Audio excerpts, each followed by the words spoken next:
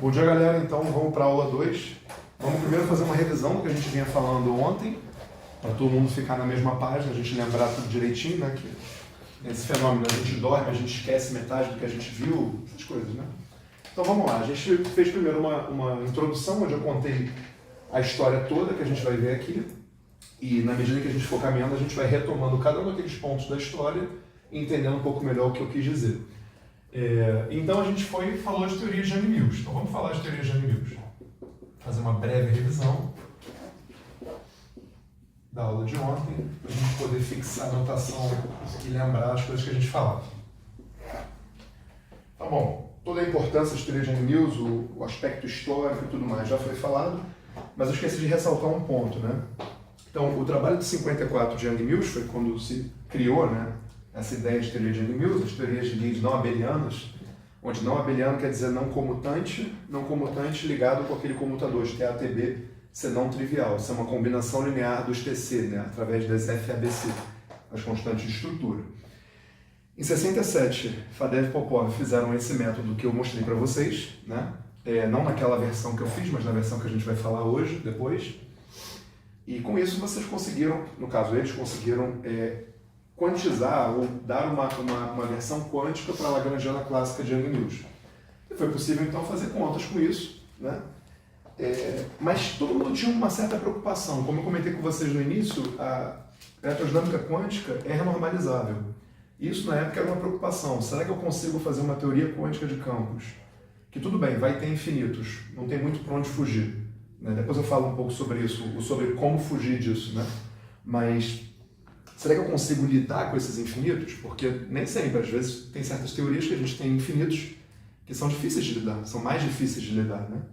Então, para quem já fez o curso do Gustavo, já viu o que é uma teoria ser renormalizável ou não e como lidar com infinitos, vai fazer mais sentido. Para quem não viu ainda, não tem problema, mas se você pegar uma teoria quântica de campos qualquer e fizer uma conta, né, em ordem não trivial, né, se você for mais do que a primeira ordem, 3 de perturbação, você tipicamente vai encontrar quantidades que divergem e você precisa reescrever as coisas que você está investigando em termos de parâmetros que fazem sentido, parâmetros físicos. Quando você faz isso, esses infinitos se dissolvem. Essa é a moral da história, né? Os infinitos aparecem porque você está usando parâmetros que não são parâmetros que têm sentido físico, né?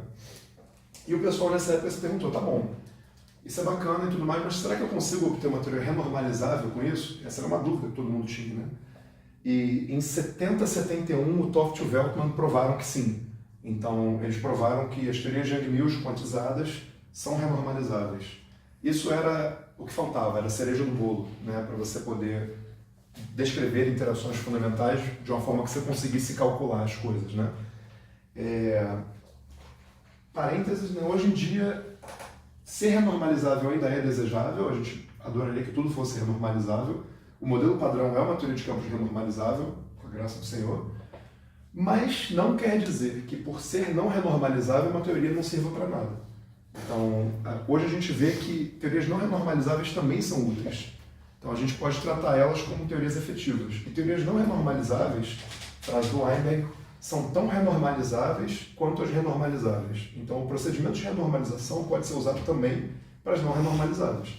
Só que ele não vai dar resultados tão bons, digamos assim, quanto nas renormalizáveis. Não vai ser tão preditiva. Então ela não vai prever coisas a todas as ordens sem fixar mais nada, que nem as renormalizáveis. Você vai precisar sempre estar colocando uma informação a mais para você conseguir extrair uma informação a mais.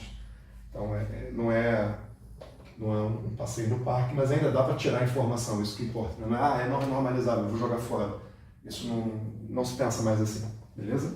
Então, bom, tudo isso para dizer que, a partir das teorias de Young-Mills quantizadas, o Toft foi capaz de provar a renormalizabilidade, deu o prêmio Nobel para ele, né, e todo mundo ficou muito feliz com elas, né? E em 67 também foi o trabalho do Weinberg, onde ele viu que as teorias de Young-Mills, junto com o mecanismo de Higgs, era o que eles precisavam para poder descrever as interações fracas e elétricas, né, eletromagnéticas, de forma unificada. Então tudo isso vai acontecendo ao mesmo tempo, né? Então as teorias de Young-Mills foram sendo usadas para descrever tanto o regime, né, das interações fracas e eletromagnéticas, na eletrofraca, com o modelo de leptons do Weinberg e depois do Salan e tudo mais, e por outro lado na QCD para descrever as interações fortes através da cromodinâmica quântica, que foi criada ali ao redor de 73. Então, depois que elas foram criadas, né, e as pessoas começaram a entender melhor elas, essas coisas que a gente está falando, elas foram servindo para descrever as interações que a gente conhecia e é a forma como a gente descreve até hoje. Então, essa descrição que foi, né, forjada ali na década de 70, nos arredores da década de 70, é a descrição que a gente usa até hoje para as partículas elementares e suas interações fundamentais, e não há nenhum indício de que isso esteja errado até hoje. O que tem é que o modelo padrão não descreve tudo o que a gente observa ainda, mas onde ele é capaz de descrever, ele acerta. Essa é a situação atual. Então vamos lá. Depois do blá blá blá, a gente então introduziu uma ação. Só um comentário, isso é um pouco frustrante, né? Porque deu certo demais, então as pessoas criaram um monte de coisa bacana depois do modelo padrão para tentar estender, com uma expectativa gigantesca de que várias coisas fossem ser observadas, e não foram. Então, assim, de um lado é muito bom que eles falam, nossa teoria é boa pra caramba, é maravilhosa, arrebenta, dá tudo certo. Por outro lado é triste, porque tinha tanta coisa bacana que podia ter na natureza e pelo visto não tem, que o pessoal fica um pouco desanimado, né? Então, supersimetria é uma delas, né? O pessoal passou aí 50 anos procurando e todo mundo tinha muita expectativa de encontrar, até hoje a gente não encontrou. Pode ser que exista, mas não tá fácil de achar, né? Esse é muito mais legal se a gente achasse. Então, vamos lá. A gente escreveu essa ação, né? Onde, como eu ressaltei para vocês, esse objeto aqui, ele tinha um pedaço que nem no eletromagnetismo e um outro pedaço que, nas palavras do Coleman, são a glória, a alegria e o pesadelo das teorias de Young-Mills, que é um pedaço não linear. Então, dentro dessa ação vão ter termos quadráticos, quando pegam essa parte, mas vão ter também termos de ordem 3 e 4 nos campos, né? O que isso significa? Quando vocês forem calcular as equações de movimento, o que seriam as equações de Maxwell para as teorias de Young-Mills, você vai ter não linearidades. As coisas não vão ser mais lineares nos campos, por causa da presença desses termos de interação. Então fica de exercício também para quem nunca fez, né? Calcule as equações de Maxwell, entre aspas, né? Das teorias de Young-Mills. Então vocês podem tentar escrever, né, a mesma definição de campo elétrico e magnético que vocês tinham lá no eletromagnetismo, agora para esses campos. Só que agora esses campos, da mesma forma que aqui a gente tem um índice de cor, e eu vou falar cor, chamar de Blumos, mas aqui a gente não está se restringindo à cromodinâmica quântica. É só uma nomenclatura. Então, para não dizer fóton, entre aspas, eu vou chamar de Bloom genericamente para qualquer SON, né? Quando vocês forem definir o que são os campos elétricos e magnéticos, esses campos elétricos e magnéticos vão ter um índice de cor, naturalmente, né? Então, não vai ser um E vetor, vai ser um E com índice A. Então, vai ter um E1, E2, E3 para cada índice A, né? Da mesma forma que tem um fóton, né, um Bloom a cada índice A distinto, beleza?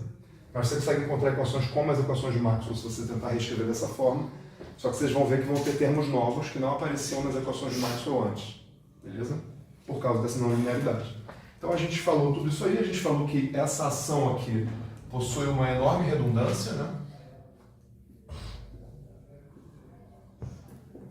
Uma enorme redundância que está na base da construção dela, né?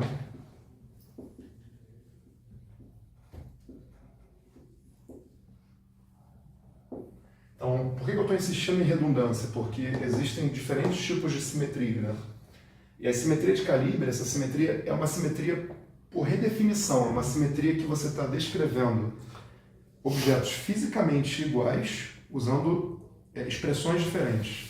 Isso não é uma simetria física, não é como a simetria de rotação, onde você tem estados distintos conectados por uma transformação. Aqui você tem o mesmo estado escrito de formas distintas. Isso é uma sutileza importante. A simetria de calibre é uma redundância. Beleza? Isso é importante ter em mente. Como dizem, é uma redundância que enche o coração do teórico de alegria, mas é uma redundância no espírito. E o que a gente discutiu na última aula, que a gente vai retomar hoje, é como justamente fixar a redundância. Beleza? Se vocês tentarem encontrar carga de Noether associada com a simetria local de calibre, do jeito que a gente está fazendo, vocês não vão encontrar. Não no regime em que ela é local mesmo.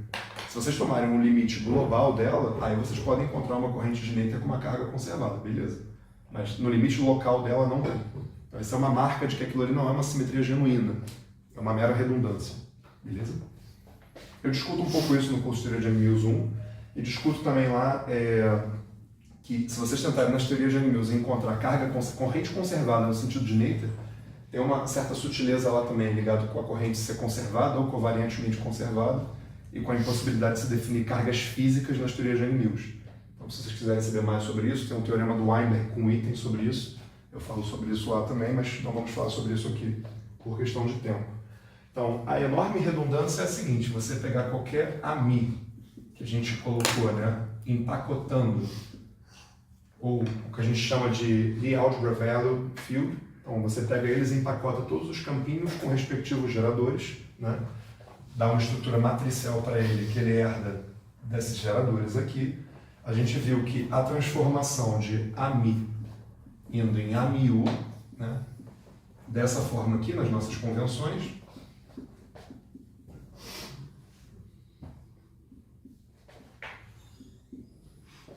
essa é a redundância que tem nessa ação aqui. A gente viu que a gente pode reescrever isso aqui usando o traço e aí ficou claro que, bom, se vocês fizerem o exercício de mostrar que daqui, né, você obtém isso, que o F-mini vai no F-mini-U, que é o F-mini-U da área.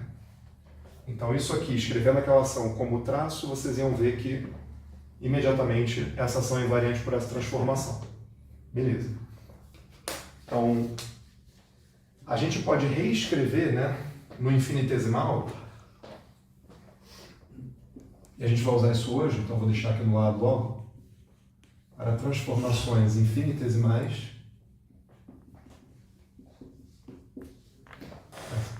Aqui acho que não está infinitesimal, né? A gente viu que a gente pode escrever um AMIA linha, o AMIA menos 1 sobre G, derivada covariante na adjunta, onde eu defino esse objeto aqui, que vai ser importante hoje,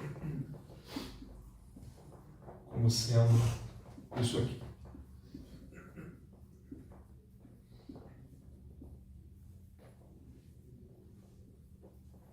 Beleza? Então, isso aqui é a forma daquela transformação.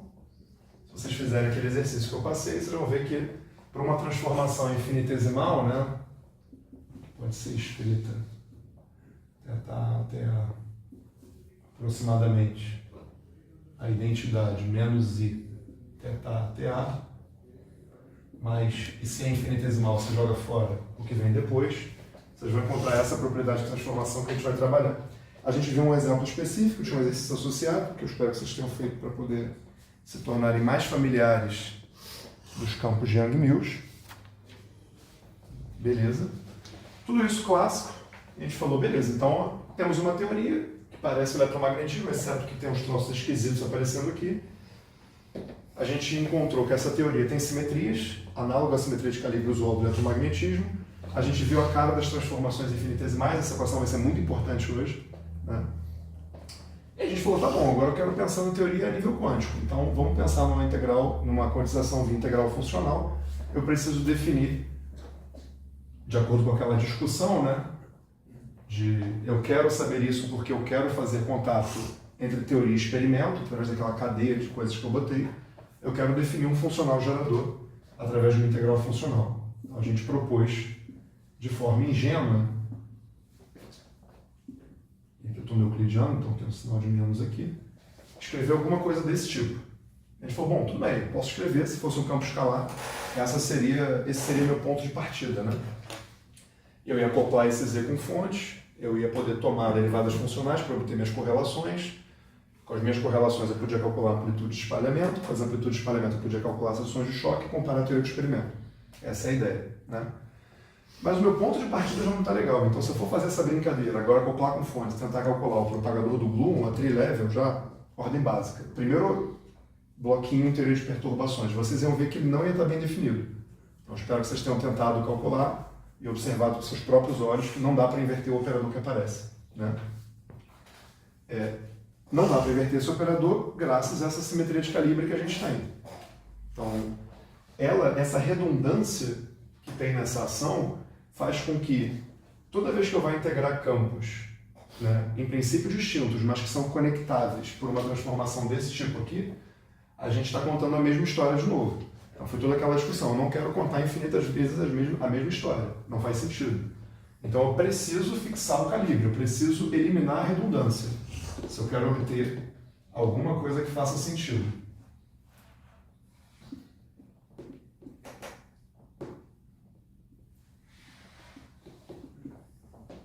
Beleza? Vamos continuar falando sobre eliminar a redundância.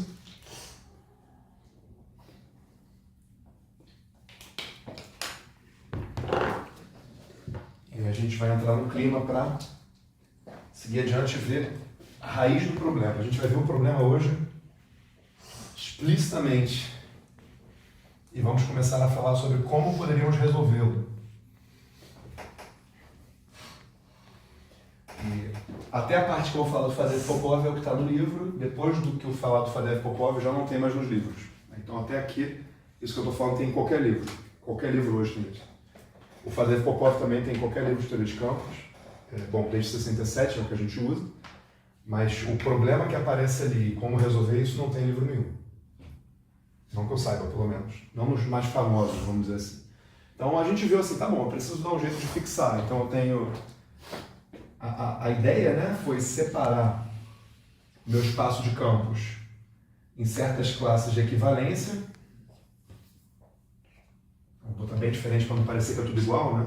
E a gente viu que se eu pego um representante qualquer aqui, AMI, né, eu posso considerar o conjunto de todos os AMIUs, gerado pelos diferentes Us do meu grupo de calibre, que aqui é o SUN, atuar em todos eles e gerar uma classe de equivalência desses campos.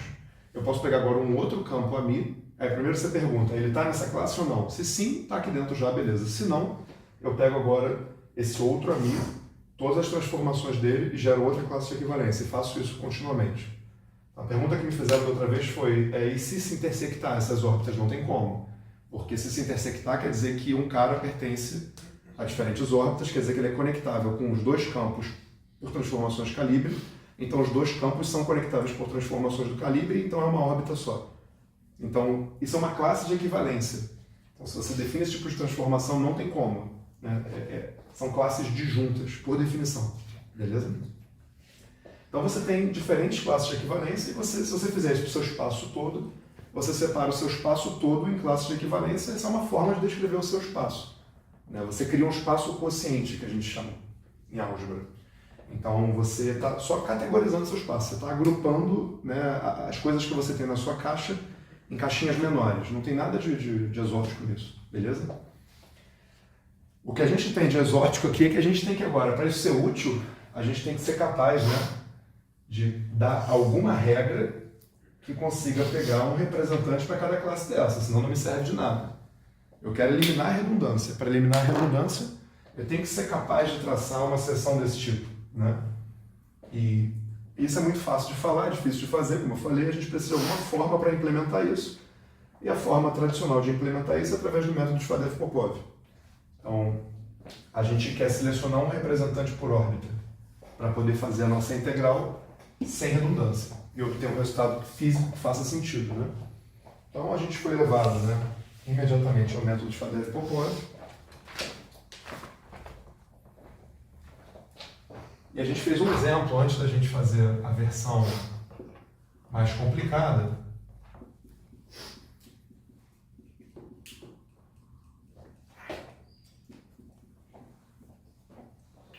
A gente viu um exemplo mais simples, né? Onde a gente basicamente tinha uma função, né, com certas variáveis x1, xn, y1, ym, todo esse conjunto aqui a gente pode chamar de z, né? Então, uma função de n mais n de variáveis, a gente tinha aqui todos esses y aqui eram variáveis redundantes, o que a gente estava discutindo, e a gente está fazendo isso de tal forma que esse f está ligado com essa exponencial da ação, né, que aparece na integral funcional, e esses y estão ligados com graus de liberdade de calibre, né? Vou botar aqui gauge degrees of freedom, graus de liberdade de calibre. Graus de liberdade de calibre. Ou seja, estão ligados com as nossas redundâncias, né? E a gente escreveu aqui basicamente, né? No eixo X são as histórias fisicamente distintas, no eixo Y estão as redundâncias. Então, se eu tomar transformações no eixo Y, eu não mudo nada, o meu F é sempre o mesmo. Se eu tomar transformações agora para o X, eu tenho histórias diferentes, então o que a gente quer fazer é considerar os diferentes X sem se preocupar com Y.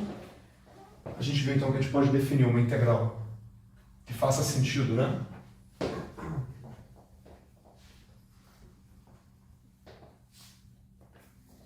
Desse tipo aqui.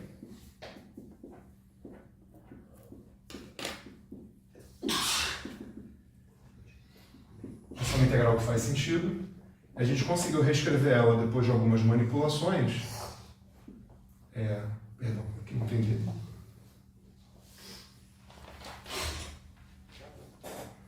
Essa porra no chão. Produtório. Agora de todos os e's, né? A gente começou tomando a reta x igual a zero. Depois a gente viu que a gente não precisava tomar essa reta x igual a zero, que a gente podia tomar a reta x igual a... Perdão, y igual a zero, depois podia tomar y igual a outra reta. Depois a gente refletiu que não precisava sequer ser uma reta. A gente podia tomar y igual a uma curva f de x, né? Foi o que a gente fez. E a gente falou, tá bom, eu posso... Já vou terminar de escrever ele já. A gente pode tomar uma curva qualquer yb igual a f de b, de x, né? Porque tanto faz, se esse ponto que eu estou pegando está aqui, está aqui, está aqui, tanto faz, né? Essa aqui é redundante. Então qualquer uma que eu pegue está valendo. Desde que eu pegue uma, né? A gente viu que a gente podia tomar aqui deltas, e que em particular a gente podia tentar definir essas retas, né? Essas superfícies, na verdade, né? Se a gente está em um espaço n mais n dimensional, implicitamente através da condição GB igual a zero para cada um dos b's, né? Para cada um dos n b's, né? Mas a gente, se fizer isso, tem que tomar um determinante jacobiano aqui para a gente não fazer bobagem, porque a gente está integrando nos e's e está impondo essa condição em G de Z, né? Esse delta aqui é definido como módulo determinante dessas condições GB para essas condições YC. Beleza? Que são as variáveis redundantes, né? Que a gente está se propondo resolver e integrar. Então a gente viu que a gente pode, então, uma integral física que só leva em conta as histórias fisicamente distintas pode ser reescrita em termos de integrais de todos os graus de liberdade, incluindo os redundantes, desde que a gente coloque uma função que fixa essas redundâncias e não se esqueça de levar em conta o fator jacobiano respectivo. Beleza? A gente viu também que a gente pode tentar ver de outra forma, né? De outra forma, usando aquela expressão para delta de f de x, que é basicamente um somatório nas raízes dessa f, x e módulo disso aqui. E sobre algumas hipóteses, a gente viu que a gente pode reescrever o 1 de uma forma conveniente, que é basicamente essa aqui, para o caso unidimensional. Agora tem que ter o determinante aqui.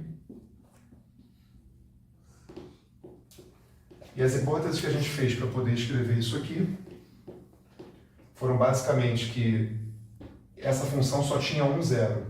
Isso está ligado justamente com a gente cortar cada tripa dessa aqui uma vez só e não mais de uma. Beleza? Que foi uma hipótese que a gente usou para conseguir fazer essas manipulações. Notando que aqui tem um determinante, né? E o determinante está com um módulo aqui, com um valor absoluto, que já a gente vai ter que fazer outra hipótese para poder lidar com ele. Tá bom? Então esse é o resumo da ópera que a gente cantou ontem. Muito bem. Então, agora isso aí resolve, então, né, essa ideia de você fazer integral. Então, se esse f está fazendo o papel exponencial da ação, né, a gente aqui está integrando em todos os graus de liberdade, sejam eles os físicos ou as redundâncias, Então a gente está fazendo uma integral desse tipo aqui, né? A gente já tem o f aqui, está aqui o f, está aqui as integrais em todos os e's, incluindo as redundâncias. Agora a gente está vendo o que está faltando aqui, né? Está faltando só esse pedaço. Está faltando a gente colocar essa identidade escrita de uma forma conveniente, para poder colocar quem vai fixar as redundâncias que estão causando problema, e lembrando de levar em conta o fator jacobiano correspondente.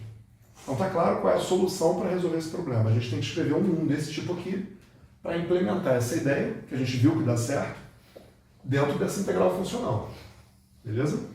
Então foi isso que o Fadeev e Popov fizeram.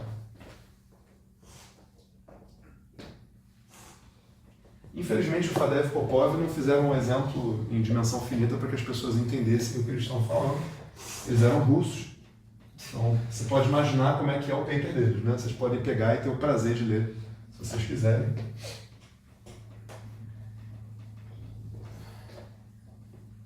Prazer de ler, né? Não necessariamente o prazer de entender. São duas coisas muito diferentes.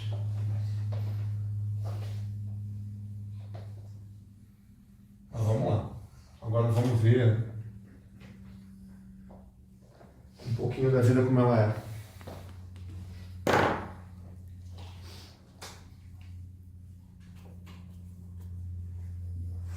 Então tudo começa com a ideia de como eu posso escrever esse 1 que eu vou colocar na minha integral para poder ter esse efeito aqui de forma precisa. Então o 1 de Fadeev e Popov generaliza, né, essa ideia aqui em dimensão 1. Né? Então a gente vai escrever o seguinte, né? Seja o 1 de Fadeev e Popov, AFP. Como é que eles escreveram esse 1 esperto, né, essa identidade? Eles escreveram ela como uma transformação no grupo, né, à medida do grupo, as transformações que o grupo faz, uma delta de um funcional que vai fixar esse calibre e um determinante. Eu vou botar aqui um det de m, tal que esse m nada mais é do que onde é que eu botei isso aqui? A transformação desse funcional com respeito aos elementos do grupo, né? Tomado, e aqui eu vou botar isso aqui, ninguém bota, mas eu vou botar mesmo assim, tomado na condição imposta pela condição de fixação de calibre. Então vai aparecer um detalhe na conta que a gente vai fazer que isso vai se tornar importante. Então, é importante que esse determinante aqui seja tomado na condição que você está impondo. É assim que se calcula um jacobiano. Beleza? Isso é um detalhe técnico, não precisa esquentar a cabeça com isso não.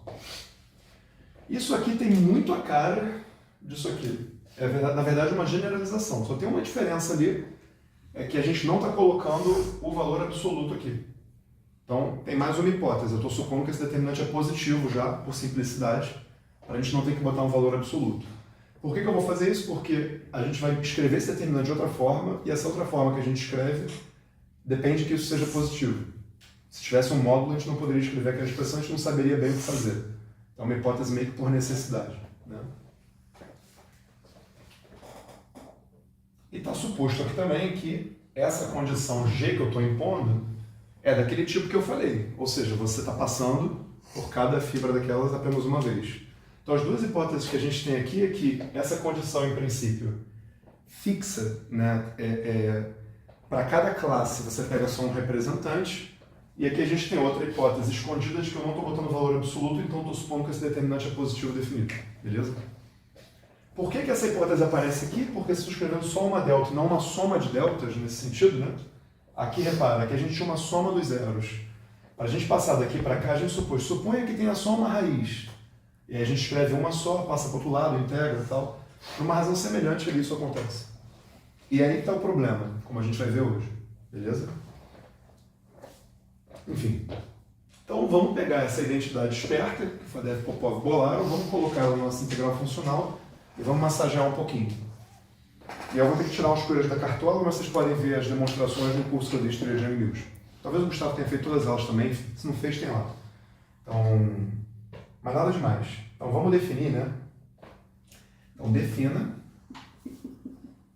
Agora, em vez de você escrever esse Z, aqui que é uma normalização, né? Que tem um D ali, exponencial de menos S de A, beleza. Isso aqui era o naive, né? O que a gente começou, o que não dá certo. Deixa eu botar esse menos mais em cima. E agora a gente vai pegar esse 1 e vai colocar aqui, porque a gente sabe que a gente tem que fazer isso. Para poder descrever isso, a gente tem que descrever assim, senão a gente vai encontrar coisas que não fazem sentido. Então eu vou escrever esse 1 aqui, sem medo de ser feliz. Medida do grupo.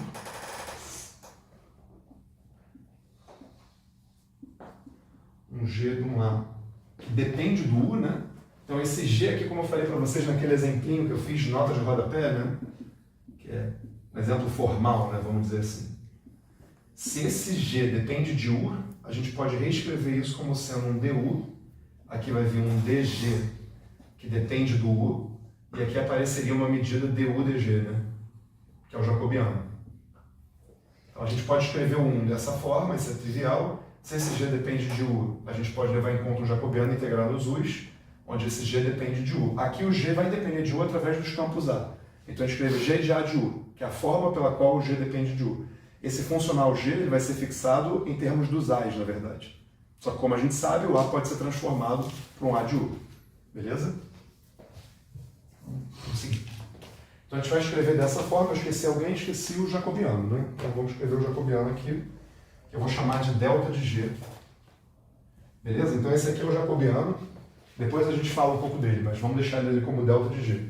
O que importa, e isso é um ponto muito importante vocês terem já bem claro, é que a escolha do G determina a forma desse funcional aqui dessa delta e também o jacobiano. Então, se você escolher diferentes Gs, você vai encontrar diferentes termos de fixação e diferentes jacobianos correspondentes. Beleza? Eles não são iguais sempre. Então, vamos seguir. Vamos agora massagear um pouco essa expressão. Para massagear um pouco ela,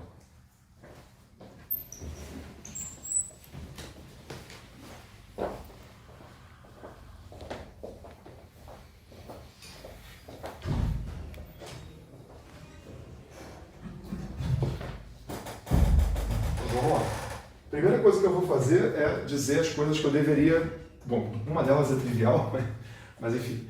Então, pode-se mostrar que... Eu vou começar a usar uns L's aqui só para a gente enumerar. Pode-se mostrar aqui.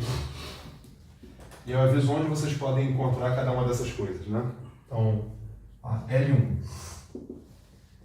Essa é trivial, né? A ação de Young-Mills para um campo transformado é a mesma que a ação de Young-Mills para o campo usual. Essa eu já fiz na última aula, né? É basicamente a gente escrever a ação como traço, transformar os A's implica transformar os F's, a gente viu que é invariante. Ou seja, a ação de Young-Mills é invariante para uma transformação de calibre. Beleza. Então, a propriedade L2, vou chamar de lemas aqui, né? A gente pode mostrar que delta G de AU é igual a delta G de A. Então, esse determinante que aparece também é invariante de calibre. Isso vocês podem ver nas minhas aulas de Young-Mills. Eu acho que no Weinberg tem isso também, essa passagem, mas eu não tenho certeza. Nas minhas aulas eu fiz isso. E vem a terceira, que é um pouco mais difícil, que é você mostrar que a medida da integral funcional é invariante de calibre também, uma transformação do S1. Então, isso aqui eu mostro nas minhas aulas para o caso infinitesimal, e dá para mostrar que se é verdade para o caso infinitesimal, é verdade para o caso finito. Essa segunda coisa que eu falei eu não sei provar ainda, mas eu sei que é verdade. Eu só não aprendi ainda como prova, mas eu vou aprender. Mas para o caso infinitesimal eu provei lá, então vocês podem ver no vídeo. Isso eu não sei onde tem, mas eu fiz, então tá bom. Então, também não é difícil você acreditar nisso, porque a transformação U, ela é como se fosse, ela tem dois pedaços, né? O A de U tem um pedaço que é UA, UA menos 1, é como uma rotação, se vocês lembrarem bem como implementar uma rotação, ou uma transformação qualquer no quadro de Heisenberg, você tem uma coisa tipo operador A, operador inverso, né? Então é como se você estivesse fazendo uma rotação no espaço de campos, é de se esperar que não tenha uma direção privilegiada ali, então é razoável supor que a medida é invariante, né? O outro pedaço é uma translação, não envolve A, é mais alguma coisa que envolve derivada de U e U a menos 1. Então translação também, se você pegar a medida né? Se você pegar a medida usual, né, nos reais, um dx, né, e você fizer uma translação de x para x mais a, você ainda tem invariância da medida. Dx e dx mais a são iguais, né? São só dx. Então essa transformação é como se fosse uma rotação no espaço de campos mais uma translação. Isso aqui é uma pitada de sal, né? Então é razoável você esperar que haja essa propriedade, né? Não quer dizer que sempre vale isso, e poderia acontecer dessa medida não ser invariante. Uma medida não invariante por transformações de calibre seria uma catástrofe, porque você estaria lidando com uma anomalia de calibre. Ou seja, a sua simetria, quando você tem, a gente sempre fala de simetria clássica, teorema de Noether e tudo mais, porém você tem que se perguntar, será que essa simetria que vale na teoria clássica vale também a nível quântico? Se valer, ótimo. Se não valer, você tem uma anomalia. E tem dois tipos de anomalia, tem vários tipos de anomalia, mas você pode classificar de duas formas.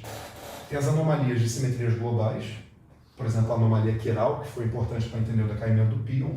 Essas não tem problema nenhum, a gente tem no modelo padrão, e faz parte da vida, a anomalia do número bariônico, a anomalia do número leptônico.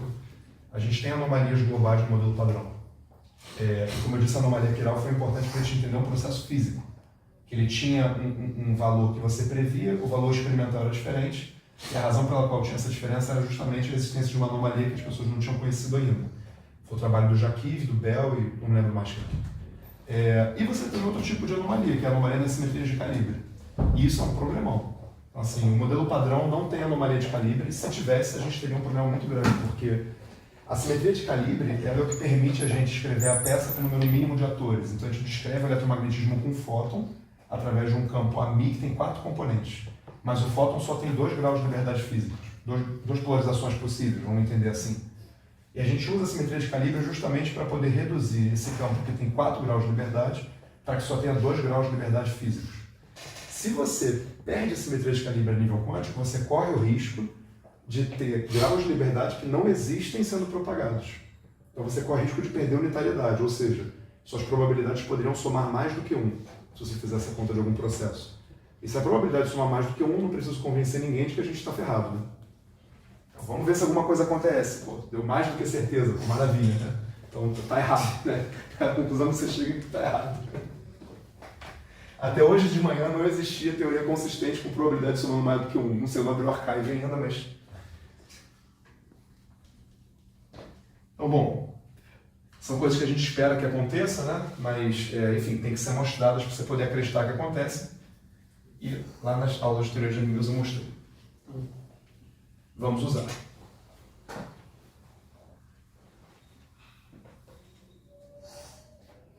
Então, se isso aqui tudo é verdade, eu posso fazer uma transformação. Eu posso pegar esse Z aqui agora. Esse Z aqui não depende dos A's. Isso é importante ressaltar. Esses A's estão todos integrados, né? Então, depois que você integra, esse Z não depende de A. Isso é importante. Se dependesse de A, a gente também teria um problema. Porque se eu estou falando que o A tem redundâncias, o meu Z teria redundâncias. Aí ferrou, né? Então, a gente pode pegar esse objeto aqui e eu posso fazer uma transformação que é a seguinte. Eu vou pegar o meu AMI e vou transformar ele em AMI U a menos 1. Então, em vez de transformar com U, eu vou transformar com o inverso de U. Bom, se o U está no grupo, o inverso do U está no grupo, por definição de grupo. Então eu tenho o direito de fazer isso. Beleza? É um elemento do grupo. Você poderia chamar de V se você quisesse, tanto faz. Mas o que importa é que ele é o cara que, se eu atuar no U, dá identidade. Beleza? Ou seja, se você transformou o A pelo U, ele é um cara que desfaz a transformação que você fez. Beleza? Isso é intuitivo, né? Rodar de 30 para um lado, você pode rodar de menos 30 e você volta para onde você estava. Bom, se a gente fizer isso, então, vamos chamar aqui U menos 1 de V, só para facilitar a escrita. Eu vou ter um dMA de V, eu vou ter uma exponencial de menos S de AV, beleza? Aqui eu tenho as minhas integrais nos meus U's, lembrando que esse V é U a menos 1. Né? Delta de G de A de U, agora U a menos 1, ou V, né, tanto faz. E aqui eu tenho meu delta G de A. Aliás, eu vou botar U a menos 1 em vez de V, porque senão eu estou adicionando aqui uma coisa que não serve para porra. Por que eu estou fazendo isso, meu Deus? Esquece. Foi só um espasmo. Eu nunca farei isso.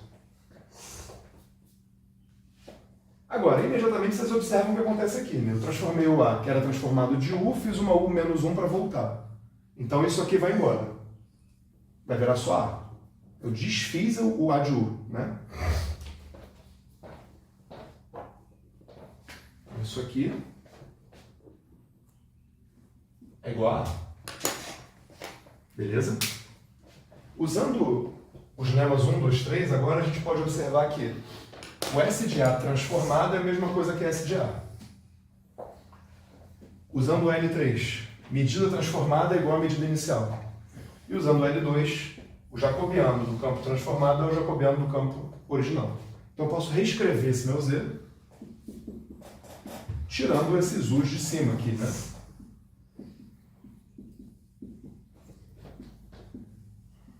Usando essas propriedades. Então aqui eu já tinha um G de A, aqui eu não usei propriedade nenhuma, eu só, né, desfiz a transformação, foi a transformação que eu propus, porque eu quero e porque eu posso. E as demais, esse aqui e esse aqui, são propriedades desses objetos. Então não é um relabeling, não é uma magia, não é nada, é só uma propriedade desses objetos. Beleza? Agora repara bem, o que nessa expressão aqui depende do U que está sendo integrado aqui?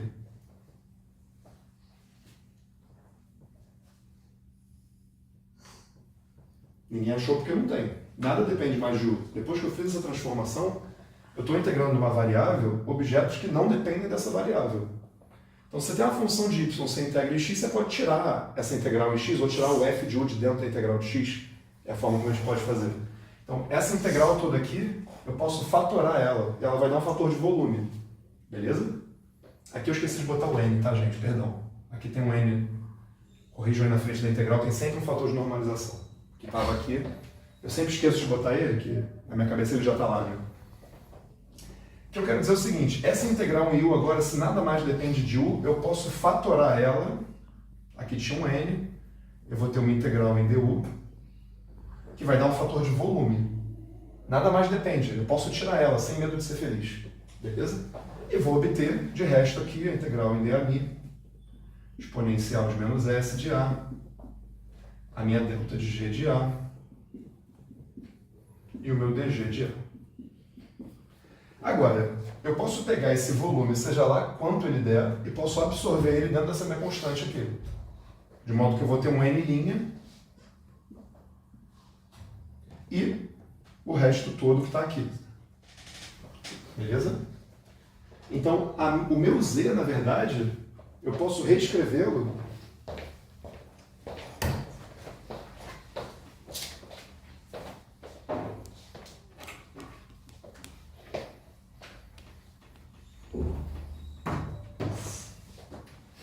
da seguinte forma: uma normalização, a integral dos campos, exponencial da ação, e aqui colocar um delta de uma certa condição no A e o jacobiano correspondente a essa condição. Então isso é a integral funcional de Farese-Popov. Reparem que ela é exatamente como a gente viu em dimensão finita. A gente tinha um objeto e complementou ele. Se a gente quer integrar em todas as variáveis, a gente não quer integrar em todas as variáveis, a gente quer integrar só nas que são fisicamente diferentes. Mas como é que a gente pode fazer isso? A gente integra em todas, desde que a gente imponha uma condição para escolher um representante por classe e o jacobiano correspondente. A gente obteve exatamente isso, com o truque de escrever aquele 1 de uma forma esperta. Beleza? Então vamos seguir. Até aqui alguma dúvida? Quem já viu, já viu. Quem nunca viu deve estar triste, assustado, não sei qual é.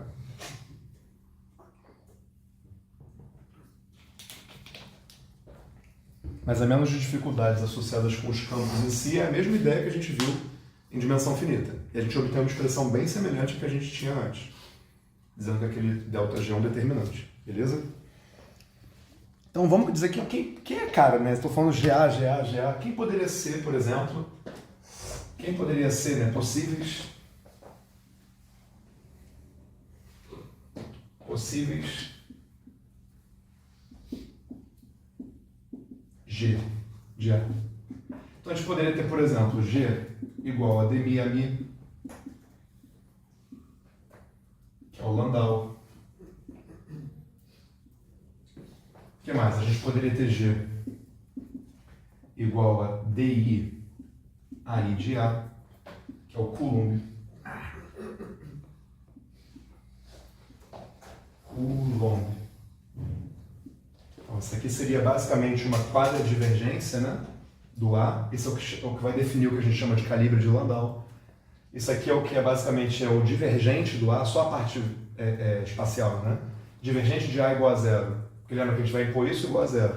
Então aqui divergente de A igual a zero é o Coulomb, basicamente. A gente poderia ter, sei lá, alguma coisa do tipo nmi a mi A igual a zero, que é isso aqui, o Google, a gente não chama de axial direto não, axial é só quando a gente toma uma direção específica, né? Hoje eu posso chamar de axial. Tem outro nome, não tem? Ou já chamo de axial logo de cara? Ele está tomando uma direção específica. Mas não está, digo assim, é uma direção arbitrária ainda, né? Não sei se antes de tomar uma... Mas enfim, quando você escolhe o inimigo, certamente você pode chamar de axial. Então assim, todas essas condições aqui, e existem várias outras, né? Linear covariante, Mag, Curti-Ferrari, Arnovic, Flicker, como é que é? Tem outro nome para isso aqui também, quando você toma o NMI igual a 0001, é um calibre bem especial, porque tem certas propriedades que os outros não têm, né? Então, fantasma desacopla. Eu estou achando que não tem cópia de Grigor, queria começar a discutir. Mas o fantasma desacopla para qualquer N, né? Desde que o N seja Sim. Mas o negócio das cópias eu não sei se é para qualquer. Deve ser, em princípio, não tem que ter uma direção privilegiada. Eu tô falando assim, o caso amigo A3 tem um nome especial, que foi o que esses caras fizeram, Arnovic Flicker, uma coisa assim. Isso eu conheço. Que é o A3 igual a zero. É um caso particular do axial, que é interessante, mas é difícil de fazer conta, porque você escolhe uma direção privilegiada e tudo mais. Mas enfim, você pode fixar de várias formas. Vocês podem criar o gauge de vocês, se vocês quiserem, né? Botar o nome que vocês quiserem, desde que ele cumpra, em princípio, com... Você consegue pegar todo o teu espaço de campos, separar em classes e escolher uma de cada classe, né? Mas existem várias formas de fazer isso. E depende de conveniência, né? Por que depende de conveniência? Porque, vou botar aqui um lema 4, que a gente não vai mostrar. Vou botar ali embaixo para ficar mais fácil, né? Então, L4 é o seguinte. Os observáveis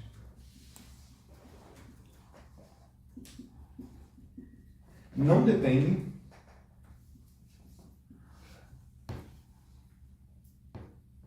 da escolha de G.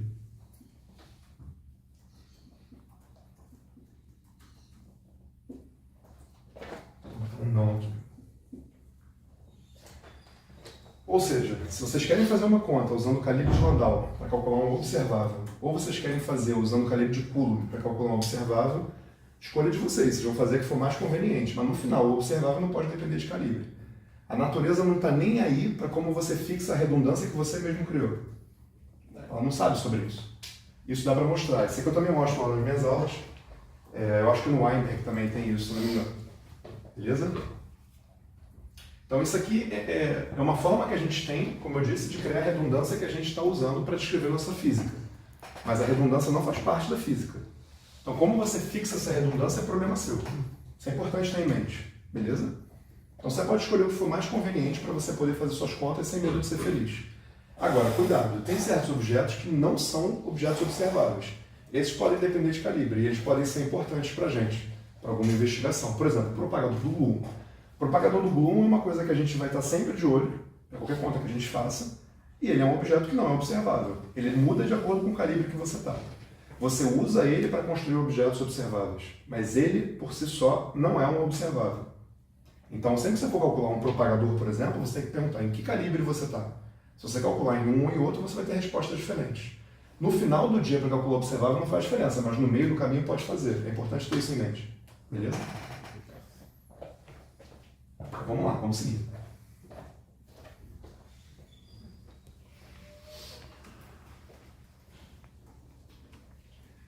Muito bem, então temos uma expressão como ponto de partida. A gente poderia, em princípio, acoplar fontes, tomar derivadas funcionais, calcular correlações, fazer o que a gente quiser. Mais ou menos, porque quando as coisas estão aqui dentro da ação, a gente sabe brincar, separa em parte livre e interagente, faz teoria de perturbações e tudo mais. Agora, o que eu faço com uma delta aqui e com um determinante jogado aqui no meio? Né? A gente gostaria de escrever essas coisas como exponencial de alguma coisa para incorporar essa galera na ação e a gente poder fazer as contas que a gente está acostumado a fazer. Beleza? Então a gente tem que dar um jeitinho de manipular isso aqui de tal forma que a gente consiga usar usando nossas técnicas, né? Vamos falar rapidamente, não vou fazer em detalhe, porque a gente tem que seguir para o assunto da aula.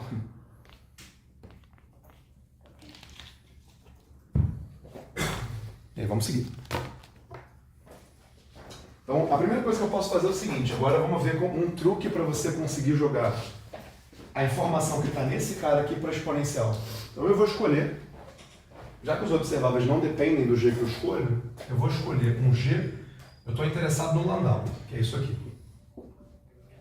Mas eu vou introduzir um outro objeto aqui para criar uma família de condições que são típicas do Landau. Então é dMA menos alguma coisa.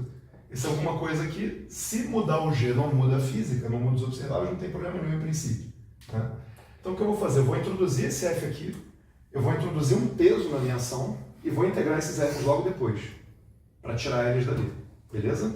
Então eu vou introduzir esse F ali, eu vou introduzir, né,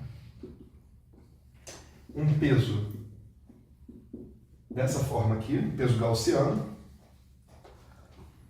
que eu espero que... Eu peguei a versão Minkowski e escrevi o que deveria ser para o euclidiano. Espero que seja com os sinais corretos. Então, vou introduzir dentro da minha integral, né? Eu botei um G dessa forma, eu introduzo um funcional que depende desse F dessa forma, e agora eu vou integrar nesses F's.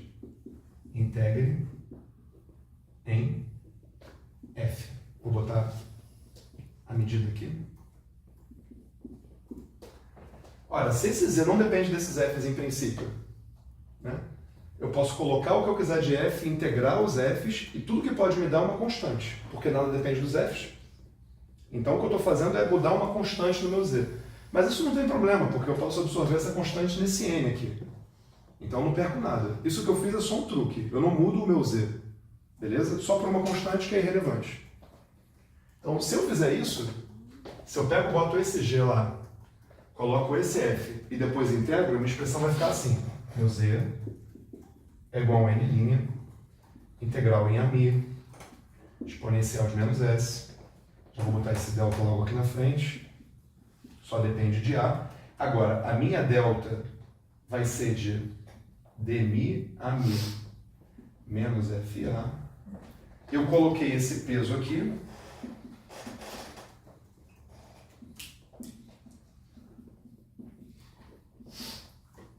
Aqui não precisa de parênteses. E eu botei aqui no meio uma integral em FA, que eu vou ter que arrumar um cantinho para ela aqui. Peraí.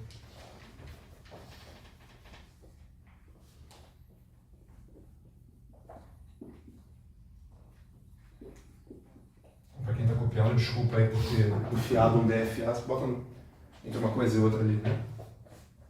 Então a única coisa que a gente fez foi integrar nesses F's, que a gente mesmo introduziu, com um peso, colocando ele aqui dentro. O resultado de ter feito isso, em comparação com o que a gente tinha antes, eu repito, é no máximo uma constante. Então não muda em nada no seu resultado. Agora, fazendo isso, o que vai acontecer? Quando eu integrar esses F's aqui de fato, essa delta aqui vai forçar eles a serem dmi a MA. Então eu posso só substituir aqui em cima por dmi a MA. Então o que eu estou fazendo no final do dia, e aí em princípio eu posso mudar aqui uma normalização, é integral em dAmi, exponencial de menos S, o dg de A. E aqui eu vou ganhar exponencial de menos 1 sobre 2 que se, integral em d4x, f de A, f de A. Perdão, f de A já virou dmi a mi. Aqui eu tenho dmi a mi a ao quadrado, que tinha dois deles, né?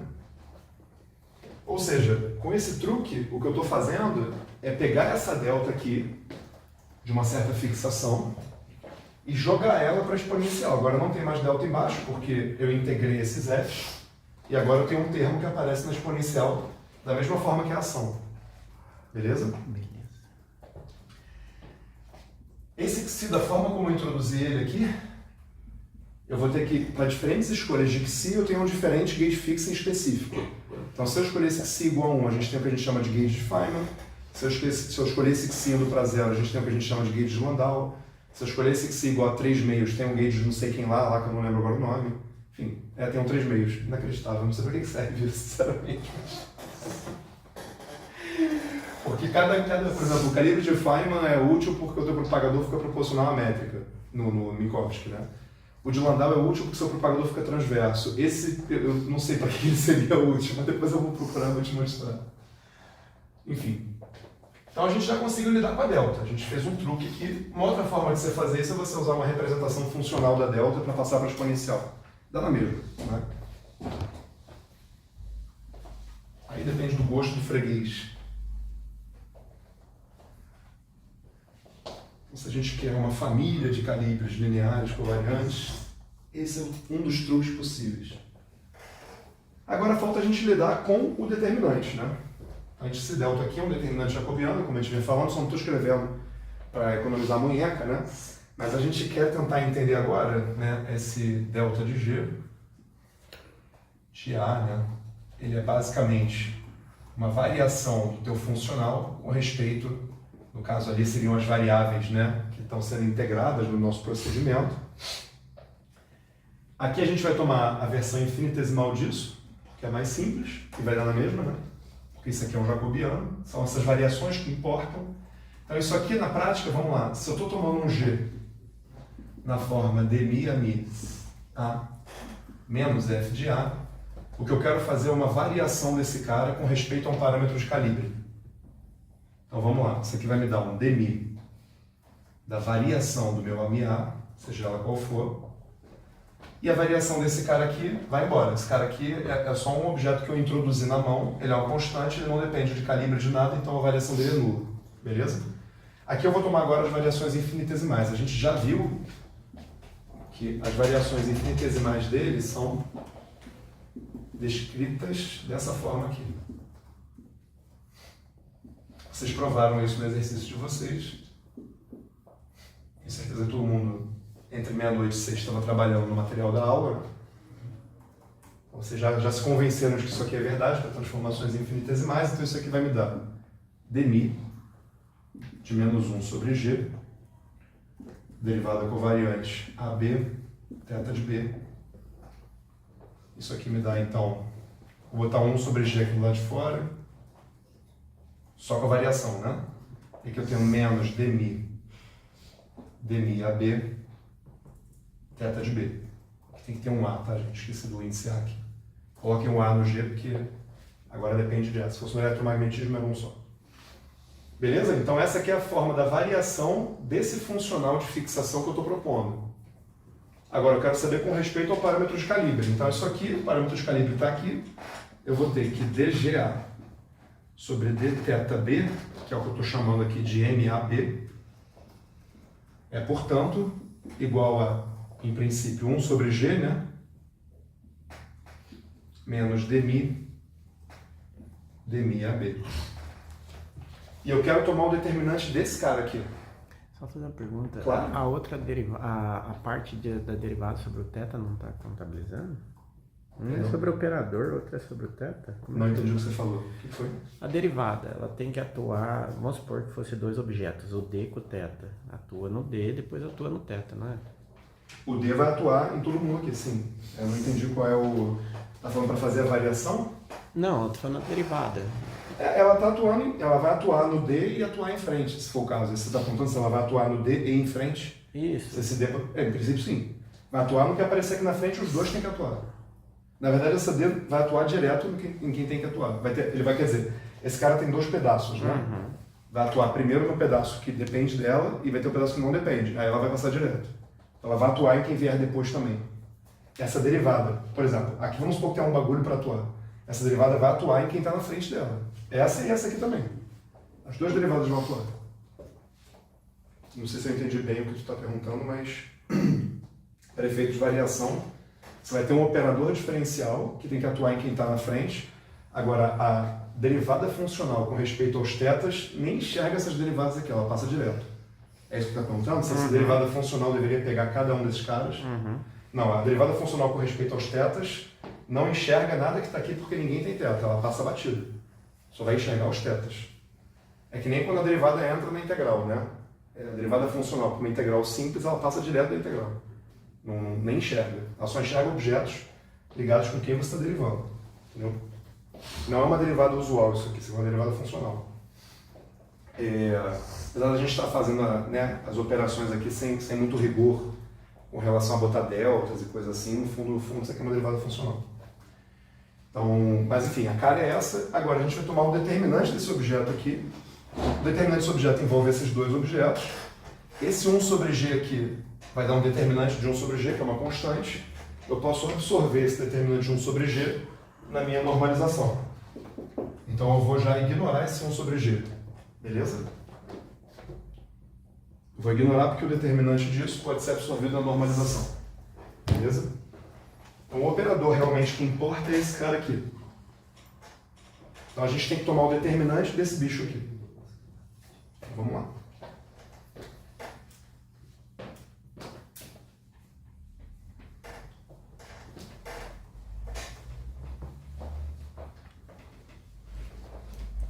Agora, para tomar o determinante de um operador, a gente pode usar um truque conhecido, que é introduzir variáveis de Grassmann. Ele vai vir aqui, lembra, sei lá, me perdi. Quanto? É 5? 5. Isso também tem em qualquer livro de teoria de campos. A gente pode escrever o determinante de um dado operador, introduzindo variáveis de Grassmann, que são variáveis anticomutantes.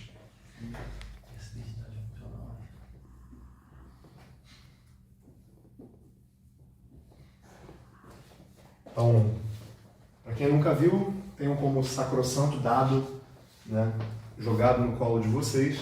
Você pode introduzir objetos fictícios, que se eu trocar eles de lado, eles ganham um sinal de menos, ou seja, eles anticomutam, e escrever o determinante de um operador, em princípio, usando essa integral aqui. Beleza? O Gustavo provavelmente provou isso, ou deu indicação disso na aula, mas vocês podem procurar em livros de teoria de campos, que isso é verdade. Só pode provar, né? Foi exercício? Mas vocês podem...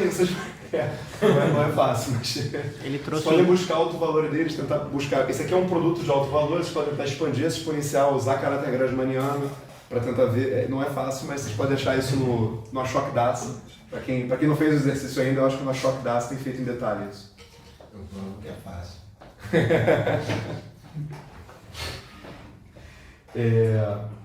Tá bom, então dá para vocês fazerem isso, então a gente pode imediatamente escrever o determinante desse objeto aqui dessa forma. Então eu posso escrever o meu determinante de m, que é o meu delta de g, né? É o determinante desse m que eu escrevi ali embaixo. Eu posso reescrever isso como sendo uma integral em dc, integral em c barrado, exponencial de menos d4x, c barrado a. 3 dá certo. 3 para cima dá certo.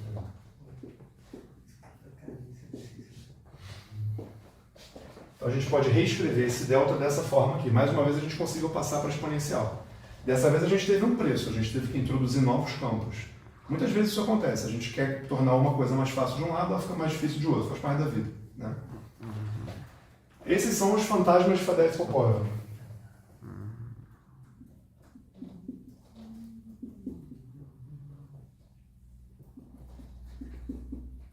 Puta de FP, por preguiça. Se botar essa Faddeev, FDP, ia ficar esquisito, né? Mas é só FP. E esses objetos, assim, eu gosto de ressaltar que eles são um artifício matemático para você calcular um determinante. Mas uma vez que esse determinante está lá, e você não conhece outra forma melhor de calcular, eles têm que ser levados a sério. Se você não levar a sério os gostos, você vai perder o pedaço de informação, você vai estar ignorando o jacobiano. Se vocês conseguirem criar uma forma melhor de calcular o determinante, me contem, né? Eu não conheço. Outro ponto relevante é que, se aqui tivesse um módulo desse objeto, em princípio, a gente não poderia escrever essa expressão. Então aqui entra aquela assumption que eu falei que a gente ia precisar fazer. Se a gente quer conseguir expressar esse determinante, a gente precisa que ele seja positivo para poder escrever essa expressão. Se tiver um módulo, eu não sei como é que escreve. Pelo menos no choque dados não tem. Então a gente já tem duas hipóteses aqui que a gente veio carregando, né? A gente tem uma solução única, né? Essa condição aqui, ela satisfaz aquela coisa que a gente queria, né? De ela vai cortar cada cara uma vez. E a gente está supondo que esse determinante é positivo, para poder escrever essa expressão dessa forma e a gente ser capaz de fazer conta. Então vamos juntar tudo que a gente construiu até agora e vamos escrever agora quem é o nosso Z completo, bonito, que nem café pimpinela, moreno, cheiroso e gostoso.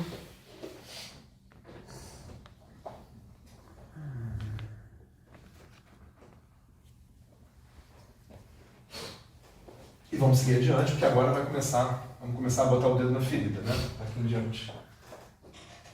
Então, a gente pode no final do dia, então, escrever Z como sendo fator de normalização, DAMI, exponencial de S de Fadeev-Popov, tal que esse S de Fadeev-Popov, perdão, esqueci dos ghosts, falei para cada uma deles, esqueci.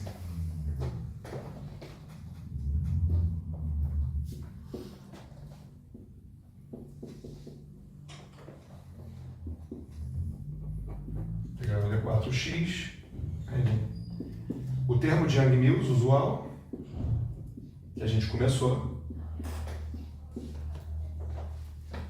mais o termo que a gente fixou, o calibre, né? A gente escolheu aquele DMI, e, finalmente, o pedaço de fantasmas. Então essa, todos de pé, essa é a ação de Fadeev-Popov. Bom, vamos ver onde estamos.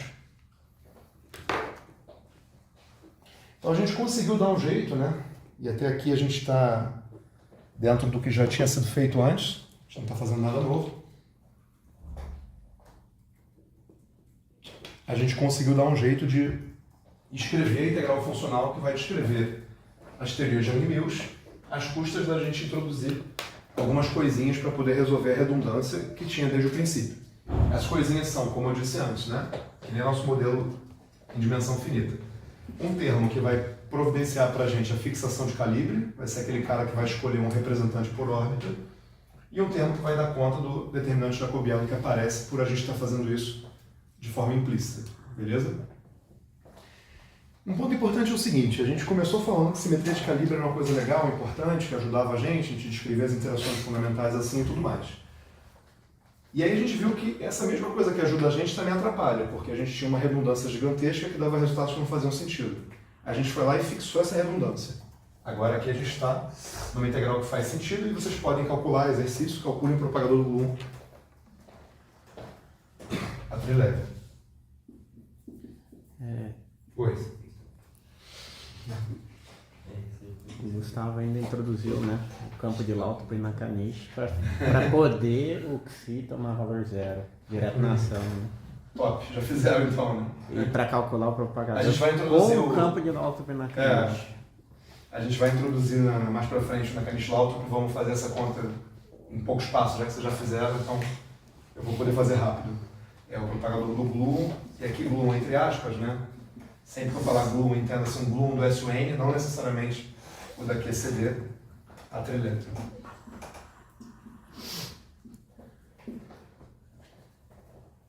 Quem fez o curso do Gustavo está bem na fita. Os traumas que são adquiridos junto são outros 500, né? Isso aí... Formação de caráter. A gente é físico, não é psicólogo, né? Isso não é problema nosso, né? Isso aí. Não. Lá em Viçosa eles têm um conceito muito interessante chamado bullying pedagógico, né? Você faz a pessoa sofrer de alguma forma para aprender algo de útil, né? Esse é o jeito carinhoso do Gustavo de ensinar a vocês. Mas dá certo, né? Tô vendo que foi bem sucedido, né? Não vai te dar trauma. Não, isso aí depois a gente vê. Isso aí, detalhe.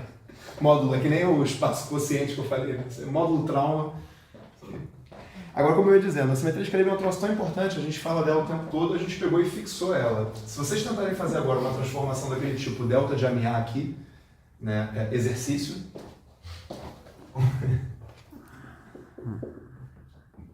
vejam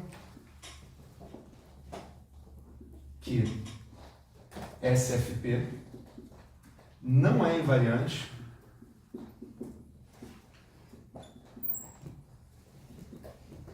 por botar transformação de gauge.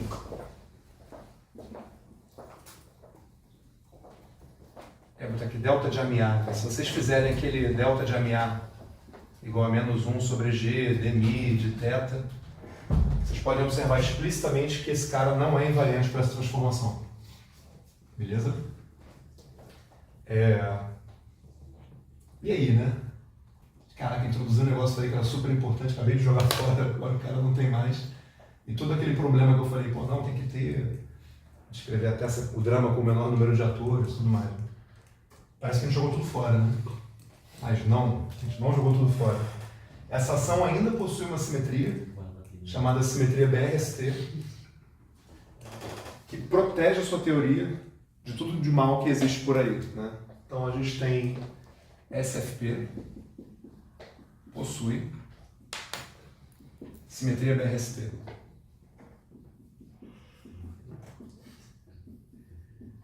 Poderia ter anotado, mas não anotei, né? Mas o operador de BRST, quando ele atua no Bloom, ele transforma ele da mesma forma que uma transformação de gauge infinitesimal faria. Então, S atuando no A te dá basicamente derivada covariante de um parâmetro, onde esse parâmetro agora vai ser tomado como o próprio Ghost. Então, vocês podem entender, né, a forma como eu apresentei, não sei como o Gustavo fez, a simetria BRST, ela é como se fosse uma fermionização da simetria de calibre, onde você vai trocar o parâmetro de calibre pelo Ghost, basicamente. Isso vai te levar a transformações do Ghost que não são lineares, mas pelo menos assim, a transformação do anti-Ghost também, de uma forma conveniente, para você poder conseguir enxergar a simetria dessa ação. Mas você consegue, com a carga da simetria de calibre, fermionizar ela porque você conhece e depois ajustar para o que está faltando e ver que isso é uma simetria da ação. Né? Isso tem feito nas minhas aulas lá de teoria de Yang-Mills, tem feito também, se não me engano, no Weinberg, acho que ele faz de uma forma semelhante. Né? Mas existe uma simetria, né? Então, da ação de Fadeev-Popov, que no setor de calibre reproduz a simetria de calibre. Então ela é como se fosse a mãe da simetria de calibre, vamos botar assim, né? Que existe mesmo depois de fixado o calibre. Então essa é a simetria que tem por trás de tudo, na verdade. Beleza? Vou só ressaltar isso. A gente introduz o campo de Nakanishi-Lautrop, que qual é o seu nome mesmo? Rafael se traumatizou com ele, mas é porque com o campo de Nakanishi-Lautrop a simetria BRST fica mais evidente, fica mais fácil de escrever ela. Né? E não depende de equações subsidiárias nem nada disso. Então é muito conveniente reescrever dessa forma. A gente vai reescrever depois lá mais para o final, para a gente poder falar do Curtis Ferrari. Só para quem não viu, ver. Então, chegamos numa situação bacana, né? A gente tem aqui, chegamos na solução de livro-texto, vamos dizer assim, né? Fadeev-Popov bonitinho, conseguimos resolver as redundâncias e tudo mais. Só que tinham aquelas hipóteses que eu falei, né? E essas hipóteses, como a gente vai discutir daqui a pouco, elas são hipóteses que vão valer no regime em que a gente compara a teoria e o experimento, que é o regime de altas energias. Mas a gente vai discutir hoje ainda que elas, em princípio, poderiam não valer no regime de baixas energias. Então, todo esse procedimento que eu falei para vocês poderia, em princípio, estar furado num certo regime. E tá. Né? É por isso que a gente está aqui hoje. Né? Se tudo isso aqui funcionasse para qualquer regime, a gente podia sair daqui, tomar uma cerveja e dar tudo certo. Maravilha, tudo deu certo. Vamos tentar ver o que significa falhar aqui, né? Para a gente poder pegar um pouco de feeling. Então vamos pegar o nosso calibre de Landau, né? Então o Landau diz o seguinte, o Landau falou, beleza, meu calibre aqui é dmi a mi igual a 0. O que significa falhar no gauge fixing? Significa você não cumprir o requisito de pegar um representante a cada classe.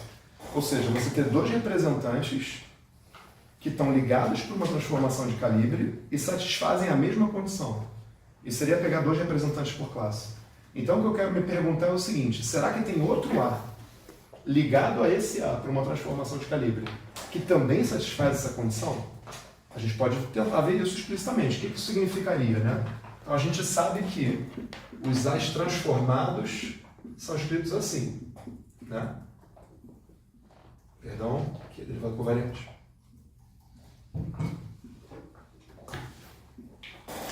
Beleza? Agora a gente pode se perguntar o seguinte, será que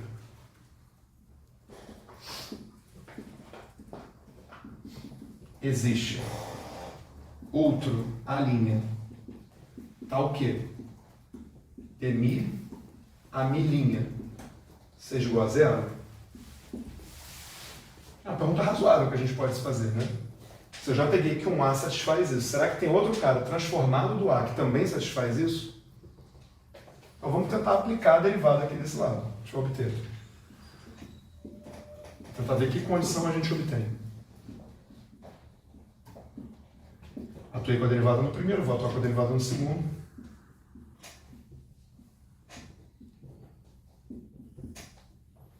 Agora, por hipótese, isso aqui é 0, né? Então, se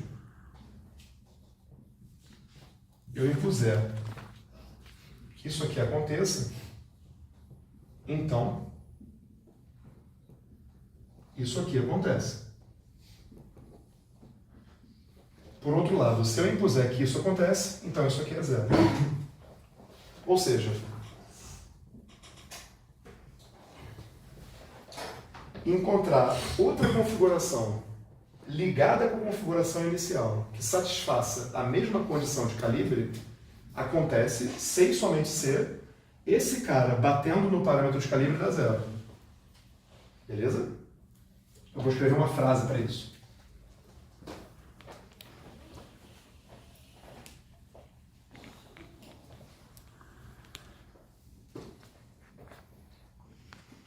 Há cópias infinitesimais, porque a gente está tomando transformações infinitesimais ali, né? Eita, porra. Se e somente se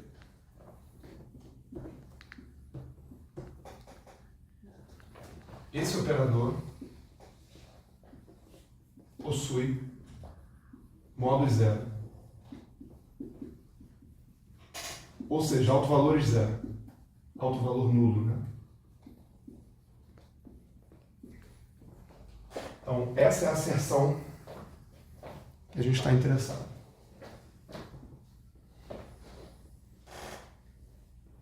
Porque a gente chegou à conclusão que é o seguinte, se a gente partir de uma certa configuração que satisfaz o calibre de Landau, eu busco uma transformada dela e pergunto, será que dá para encontrar uma outra transformada que também dê 0? Ou seja, que também cumpra a mesma condição? Nesse caso, essa condição não está pegando um representante por órbita, ela está pegando pelo menos 2. Ou seja, lá quantas soluções tiver aqui. Como é que eu posso investigar isso? Ora, ter esse cara aqui igual a 0, dado que esse é igual a 0, é equivalente a esse operador aqui bater em alguém e dar 0.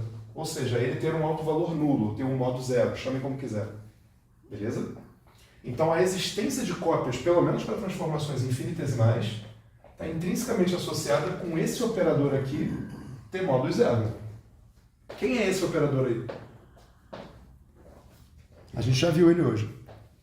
E ontem também. Ele é identidade com F. Perdão? Ele é identidade com F, né? Com a constante estrutura. É isso que você quer dizer? Não entendi. É identidade com F? É, tem um termo com identidade, tem um termo com F. Sim. Mas essa combinação específica aqui. Quem é esse operador? No caderno de vocês escreveram ele hoje mais uma vez. O fantasma. Ele é exatamente o cara que aparece no setor de Ghost. Ele é o operador de Fadeev-Popov no calibre de Landau. Então, a gente tomou o determinante de um certo M. Esse aqui é o M. Esse cara aqui, né, se eu botar agora os índices aqui em cima, né, esse cara aqui é justamente o M de AB que a gente definiu e tomou o determinante dele.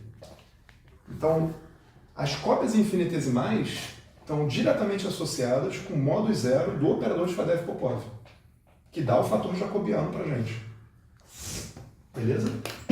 Novamente, isso vale para o calibre de Landau. Se você mudasse o calibre, a equação de cópias é outra, o operador de Faddeev-Popov é outro e tudo mais, mas a relação ainda vale, em princípio. Né? Qual o problema disso? Então, assim, tá bom, vamos supor que existe um cara desse tipo. Então, o meu operador de Faddeev-Popov tem um alto valor zero, ele tem um modo zero. O que acontece? Qual o problema? Vamos ligar o modo ativo. E se isso aqui for verdade? O que acontece com o que a gente fez hoje e ontem? A determinante vai ser igual a zero. Perfeito. Então, basta ter um modo zero, um alto valor zero. Como o determinante é o produto dos autovalores, se você tiver um modo zero, o determinante dá zero. Se o determinante der zero, isso aqui vai dar zero. Porque aqui dentro, né, tem embutido o determinante de M. Então você está construindo sobre areia. Você está construindo em cima de um zero. Você não tem mais integral funcional. Você não tem mais nada para falar sobre. O seu método rui. Por que ele rui? Porque você usou como hipótese que isso aqui não acontecia. Que você só tinha um representante por órbita. Então, mais do que manter uma redundância, isso seria um problema, mais do que isso. A existência de cópias, ela estraga o procedimento de Faddeev-Popov, completamente, as cópias infinitesimais.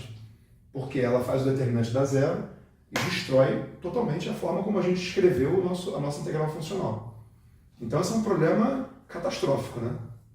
Assim, se tiver uma cópia dessa, ferrou. Isso aqui não serve para mais nada. Isso aqui agora virou barro, né?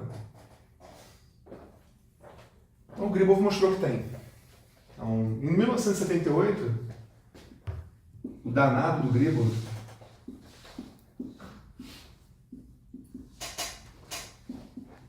há cópias infinitesimais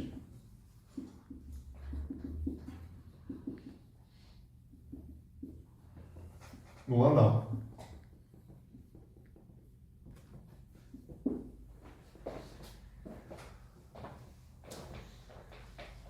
Então, de fato, a gente tem um problemão, né?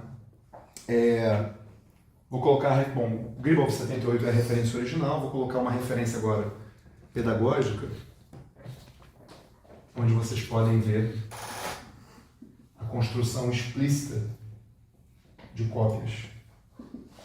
O REPTH, não vamos fazer isso aqui, é grande.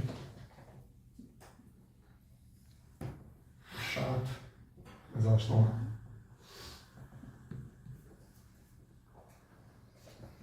.050495, acho que é isso que eu copiei. E o paper original.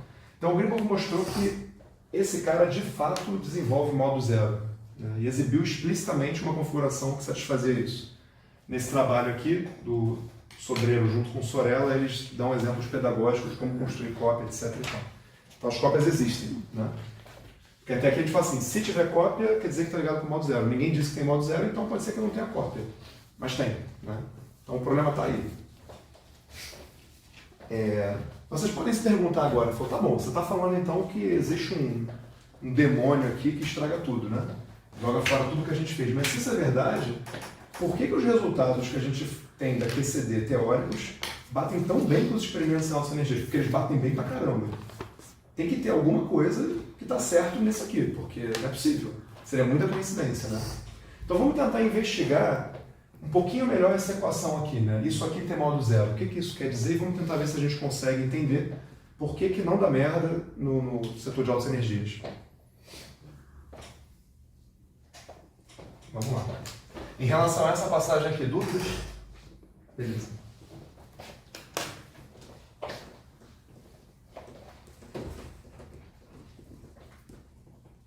Tem umas frases-chave que no final do curso eu vou ficar com uma vara na mão esperando vocês do lado de fora e vou perguntar: cópia infinitesimal está associada com o quê? Aí se você não responder, modo zero do Faddeev-Popov, aí varetada. Se responder, beleza, ganhou uma cerveja. É um acordo justo, eu acho. Madeirada. Madeirada. Madeirada. É que do bairro onde eu venho, lá no Rio, uma vez eu brinquei com o Tião, professor da CBPF, que as pessoas entram muito na justiça para resolver problema. Eu falei que na penha a gente resolve na madeirada. Entendeu? Se está com problema com o vizinho, você resolve de outra forma, não é na justiça. Mas isso aí, quando eu digo, é no cenário hipotético, há 100 anos atrás, não hoje em dia, né? Pelo amor de Deus, né? Zero violência. Vamos lá. Então, vejamos.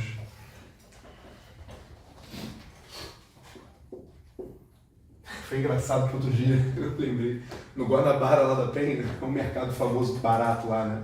Um cara subiu em cima do setor lá de laticínios e se pendurou numa lâmpada, cara, e ficou pendurado lá. Cara, o que tá acontecendo? Ele foi um PM, subiu também no setor de laticínios, pega o cara lá de cima e começa a puxar pra jogar o cara no chão. Foi uma coisa assim. Porque esse tipo de coisa só acontece na Penha, cara. Inacreditável. Então a gente quer tentar entender, né? A gente tem esse objeto aqui. No mesmo Guanabara, tem a gente chama Aniversário Guanabara. Uma vez por ano tem uma promoção fantástica, assim, tudo pela metade do preço, muito barato. Quero ver duas mulheres saindo no tapa por causa de uma margarina Quali, cara. Que era a última margarina Quali na promoção, né? Saíram na porrada por causa da margarina Quali. Cara, é muito mais... É divertido morar na Penha às vezes, cara. Você vê cada coisa aqui. Então a gente está interessado em entender como é que a gente tem, né? Quais são os autovalores desse cara. Então a gente quer pegar esse operador, atuar em bagulho e obter algum autovalor desse bagulho. Equação de autovalores, né? Então vamos primeiro ver como é que a gente pode reescrever esse pedaço aqui. Então a gente pode reescrever assim, MAB, ômega de B, e aqui vai me dar menos D2, delta de AB, mais GF ABC, isso aqui é um mais mesmo? Ah, tem um sinal de menos. AMC, DMI, todo mundo atuando no meu ômega, só que aqui vai ser de A em 10B. E isso aqui tem que ser igual a epsilon ômega de A. Então, esse lado aqui é o lado esquerdo da equação e aqui está o lado direito da equação. Beleza? Só coloquei quem é a derivada covariante na representação adjunta. Então, primeira pergunta, vocês têm aí 5 segundos para me responder por que eu posso passar com essa derivada usual por cima desse AMI. Por que eu teria que atuar no AMI mais um termo passando por cima dele? Porque você usou o de Landau, né? Isso. Mas por que eu não posso escrever isso na ação, por exemplo? Na ação tinha um dmi AMI, eu não botei igual a zero.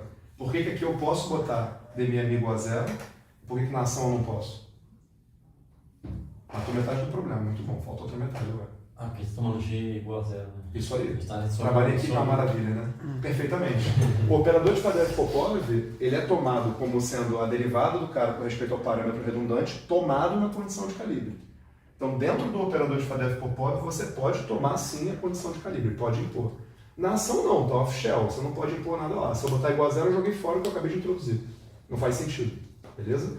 Lá está como um multiplicador de Lagrange, você não pode só jogar para zero. Né? Não é assim que funciona a brincadeira. Muito bom. Então vamos dar uma olhada no que essa equação de autovalores aqui pode dizer para a gente, né? Para a gente tentar entender ela um pouco melhor. Para poder simplificar, vamos primeiro, esse G aqui, né? Que está desde o princípio aqui, ninguém perguntou dele, mas ele é um acoplamento que vai medir, de certa forma, a força da interação, por assim dizer. Quanto maior for G, mais forte, mais intensa é aquela interação. Quanto menor for G, menos intensa ela é. No limite que G é zero, não interage. E a gente volta para os fótons de Maxwell, né? Que passam batidos uns dos outros. Beleza? Então aquele termo que eu falei que era a glória, a alegria e o pesadelo vai embora.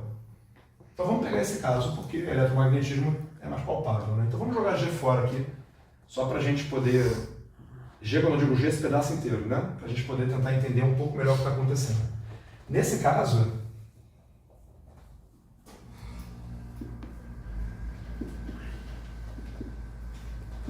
a equação que a gente teria que resolver é basicamente menos D2, onde esse D2 aqui é dmi, né?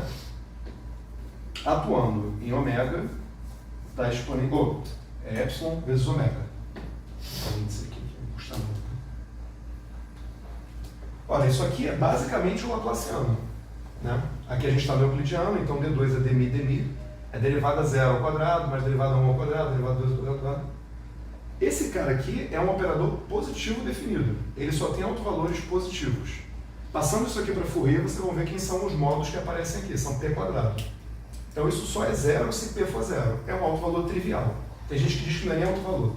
É como botar W igual, ômega igual a zero, ou no caso aqui constante, né? A derivada dá zero. Pô, bacana, né? Isso não é um alto valor não trivial. Isso é associado com o momento zero. Então, se você tiver E Fourier P diferente de zero, P quadrado é sempre positivo. Então, esse operador, ele é positivo definido e sempre dá autovalores positivos. Então, nunca dá um modo zero não trivial. Esse cara aqui não tem problemas.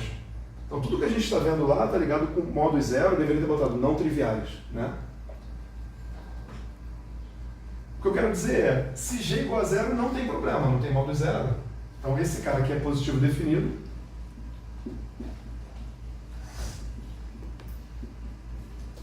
Positivo definido.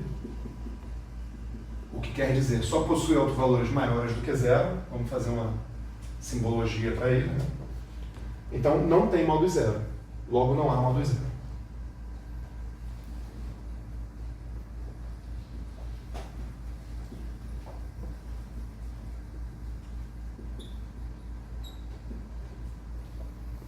Ora, se eu desliguei esse pedaço aqui, ele era justamente o que distinguia as teorias de Yang-Mills do eletromagnetismo, o que eu estou dizendo é que no eletromagnetismo não tem cópia de Grigov no Landau.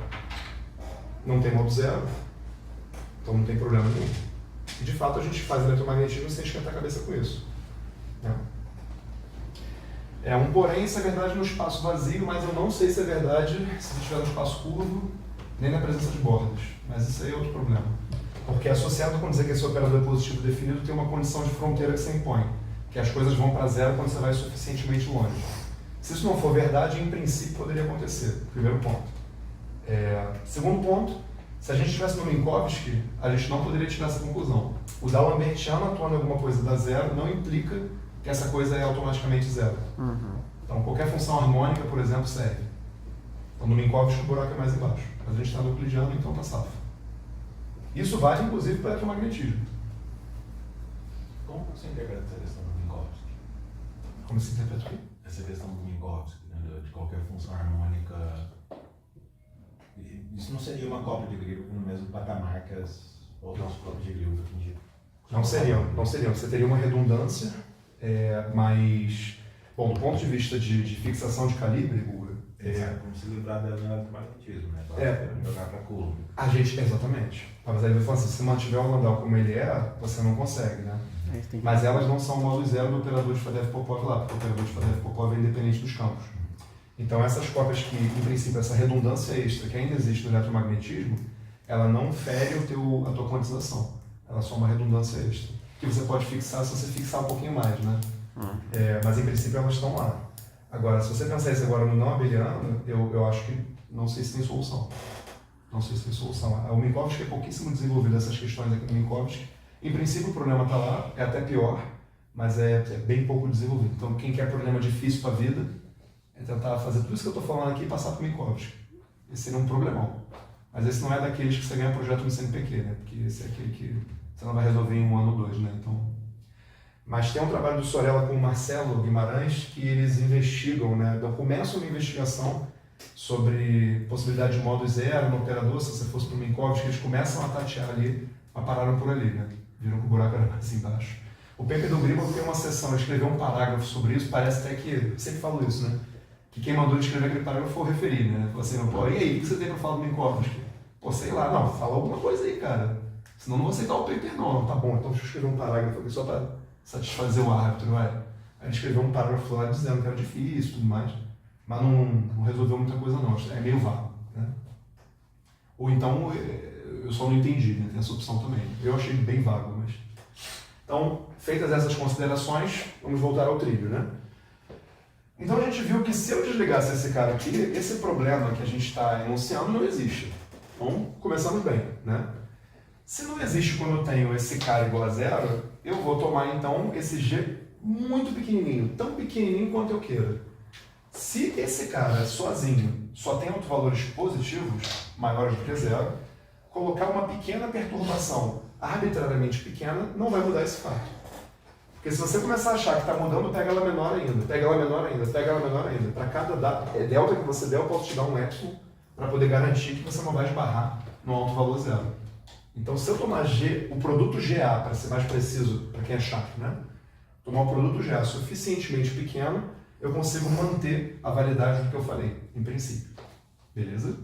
Por isso, teoria de perturbações é legal. No regime perturbativo, o GA é pequeno, é bem pequeno. No limite de altíssimas energias, graças à liberdade assintótica, o G é bem pequeno mesmo. Então você não esbarra no modo zero e o procedimento de Fadeev-Popov está legal para altas energias. Por isso que os resultados são fantásticos. Mas o GA é positivo também, é? Perdão? O GA ele chega a ser positivo também ou não? Não. Isso aí, ele sozinho não importa, né? Eu nem sei. Em princípio, o A poderia ser qualquer coisa. Falando que esse cara mais esse termo com GA pequeno, isso continua sendo positivo. O que importa é o operador completo. Se você tirasse isso aqui, eu não sei mais o que falar. Né? Mas esse cara vai estar sempre lá, né? Porque se ele não estivesse lá, não ia ter dinâmica aqui. Então, isso aqui sozinho é positivo definido. Isso aqui, somado com isso, arbitrariamente pequeno, ainda é positivo definido. A questão que se coloca é, e se esse cara começar a não ser tão pequeno? Então, em princípio, ele poderia competir com esse termo, né? E a soma deles dá um alto valor zero ou mesmo negativo. E, de fato, é o que acontece. Essas cópias existem. Então, quando você tem esse produto GA suficientemente grande, o conjunto, esse operador M, pode bater no zero, pode obter um alto valor zero até mesmo negativo. Beleza? Então ficou claro agora que no regime perturbativo, onde esse cara é pequeno, ou seja, altas energias, está tudo bem, mas que no regime de baixas energias, onde esse cara aqui é grande, pode ser que não esteja tudo bem. Então isso aqui que eu falei só abre a possibilidade de existirem cópias de fato e a gente saber onde elas têm que estar. Claro que mostrar que elas existem tem que fazer o que o Gribov fez, pegar e dar a cara de uma. Porque a mera possibilidade de existir não garante a existência. Poderia acontecer também desse cara ajudar ele a ficar cada vez mais positivo. Né? Quem garante? Então tem só que assim, isso aqui abre a possibilidade da existência de cópias e foram exibidas cópias explícitas. Então, elas existem mesmo. Mas esse é o argumento para vocês entenderem por que o Fadeev-Popov funciona bem, né, em altas energias. Beleza? Deixa eu ver se tem mais alguma coisa aqui para falar. E é só comentar do eletromagnetismo, se vocês lembrarem, no eletromagnetismo, a transformação é essa aqui, né? E aí quando você quer tomar módulo zero, né, o que você tem é isso aqui. Né?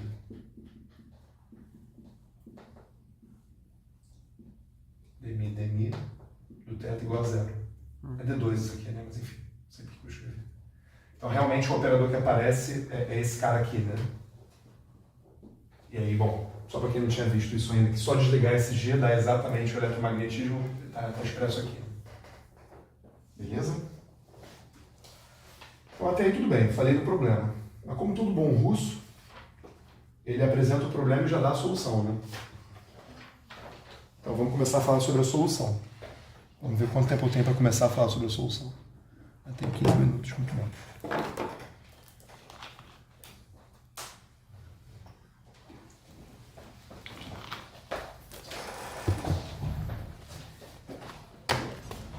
Então o problema está claro? Se esse cara aqui tem alto valor zero, caga tudo que a gente fez até agora.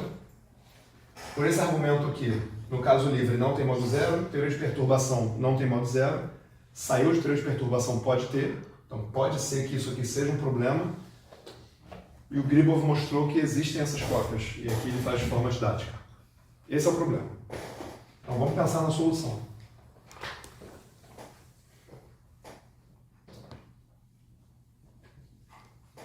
Agora, se alguém perguntar para vocês o que é o problema de Gribov, vocês já sabem.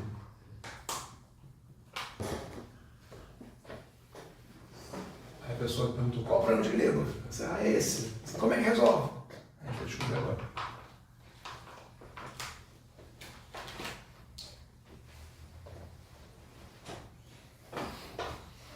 Então, a ideia do Gribov, a ideia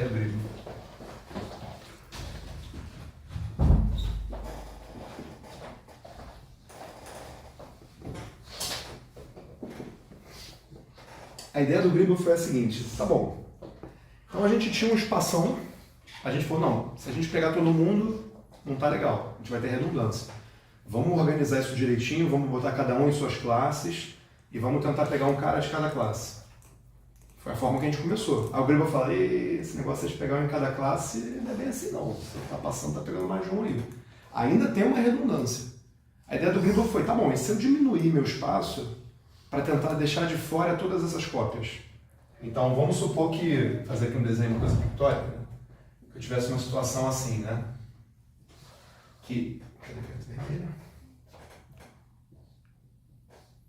Vamos supor que a gente tivesse uma fixação que em vez de cortar cada órbita uma vez, está cortando mais de uma. O Gribov pensou o seguinte, agora eu vou usar outra cor. Tô cheio de cor aqui, tô me sentindo um artista. A gente, mas se está pegando mais de uma cópia, por que a gente não olha só para esse pedaço aqui? Porque se a gente olhar só para esse pedaço aqui, só tem uma cópia. Essas outras todas ficaram de fora. Ou seja, se eu conseguir restringir o meu espaço de tal forma a deixar as cópias de fora, eu resolvi o problema. Qual é a principal dificuldade disso? Eu preciso deixar as cópias de fora, mas não posso deixar nenhuma dessas tripinhas de fora, porque senão eu perdi informação física. Eu só tenho que conseguir restringir da forma que deixa só quem eu não quero de fora. Isso é altamente não trivial, né? Mas vamos supor que existe esse espaço lindo e maravilhoso, que a gente vai passar a chamar de região de Gribov. E eu vou definir o que é esse sonho, né? Depois a gente se preocupa em como chegar lá. Então, defina a região de Gribov.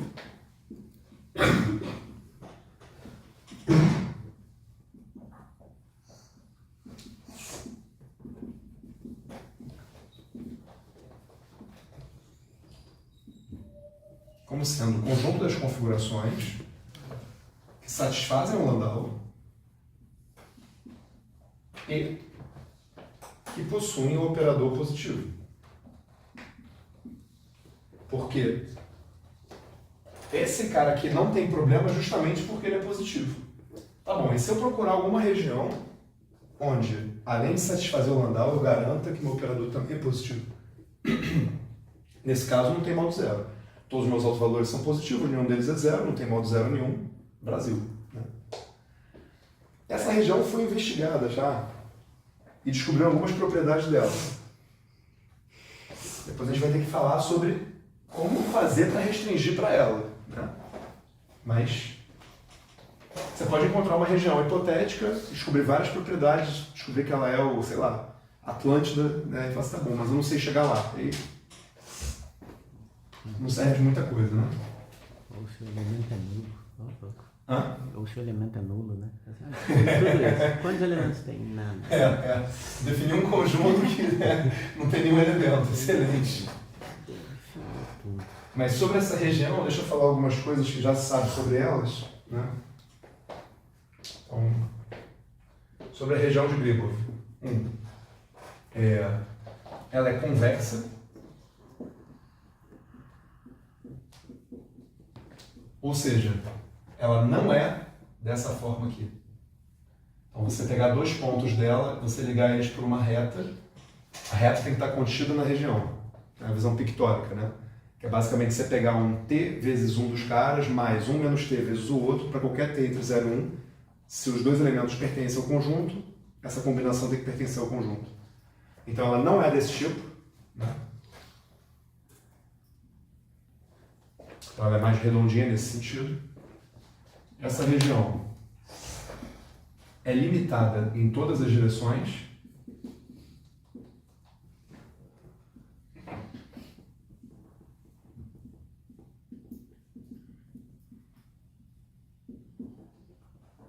E a 13 mais importante, o que eu quero dizer limitada em todas as direções? Eu quero dizer que você pega um vetor numa direção qualquer nessa região e começa a crescer ele, bota lambda cada vez maior. Lambda vezes o vetor, lambda 1, 2, 3, 10 mil, 100 mil. Se você fizer isso, você sai da região. Em qualquer direção que você escolha, se você crescer suficientemente, você sai da região. Então, tudo indica que ela tem alguma coisa que lembra uma esfera, né? Quer dizer, ela é convexa, ela é limitada em todas as direções. E falta agora a característica principal. Quando eu digo que ela, tudo indica que ela quer dizer uma esfera, não levem a sério. Eu quero dizer que ela tem a carinha de uma, né? Pode ser um, sei lá, um cigarro. Cigarro não, porque senão teria uma direção que ela não é limitada. Pode ser, sei lá, qualquer troço com a cara mais ou menos redonda, um obloide, sei lá que porra é, tanto faz. Não é uma esfera perfeita, né? Às vezes eu levo a sério, mas será uma esfera? Sei lá se era uma esfera, pô. Eu tô falando que ela é convexa e limitada. Não sei. Enfim. Essa é a mais importante, né? Toda a órbita de Gauge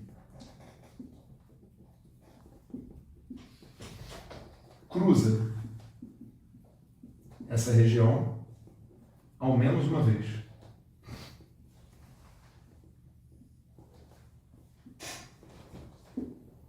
Essa aqui precisa de referência.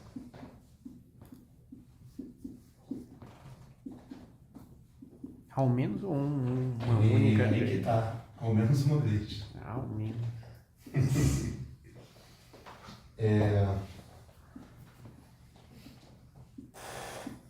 Esse aqui é um paper do Del Antonio com os Vansger em 1991. Então, essa aqui é a chave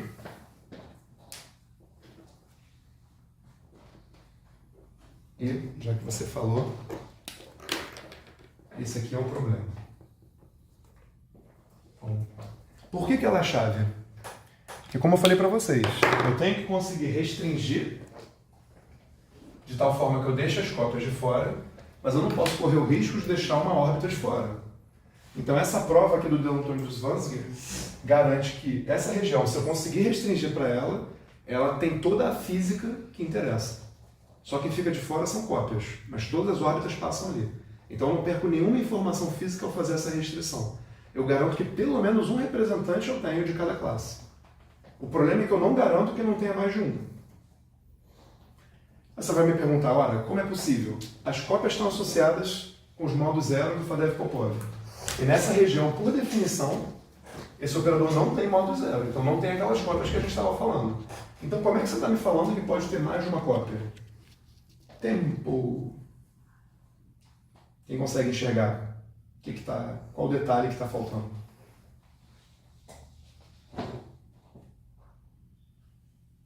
Como é que a gente chegou na equação de cópias? Que tipo de transformação a gente fez? A gente começou com uma certa configuração, falou, obedece no andar, vamos fazer uma transformação de Gauge infinitesimal.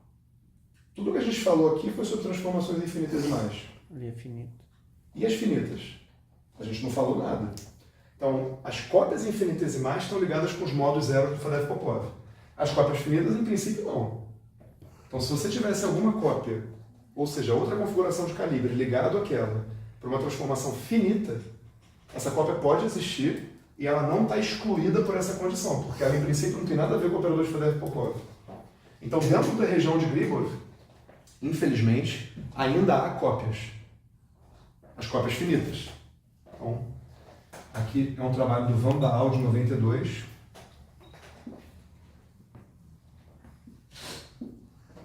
Há cópias finitas na região de Grigor.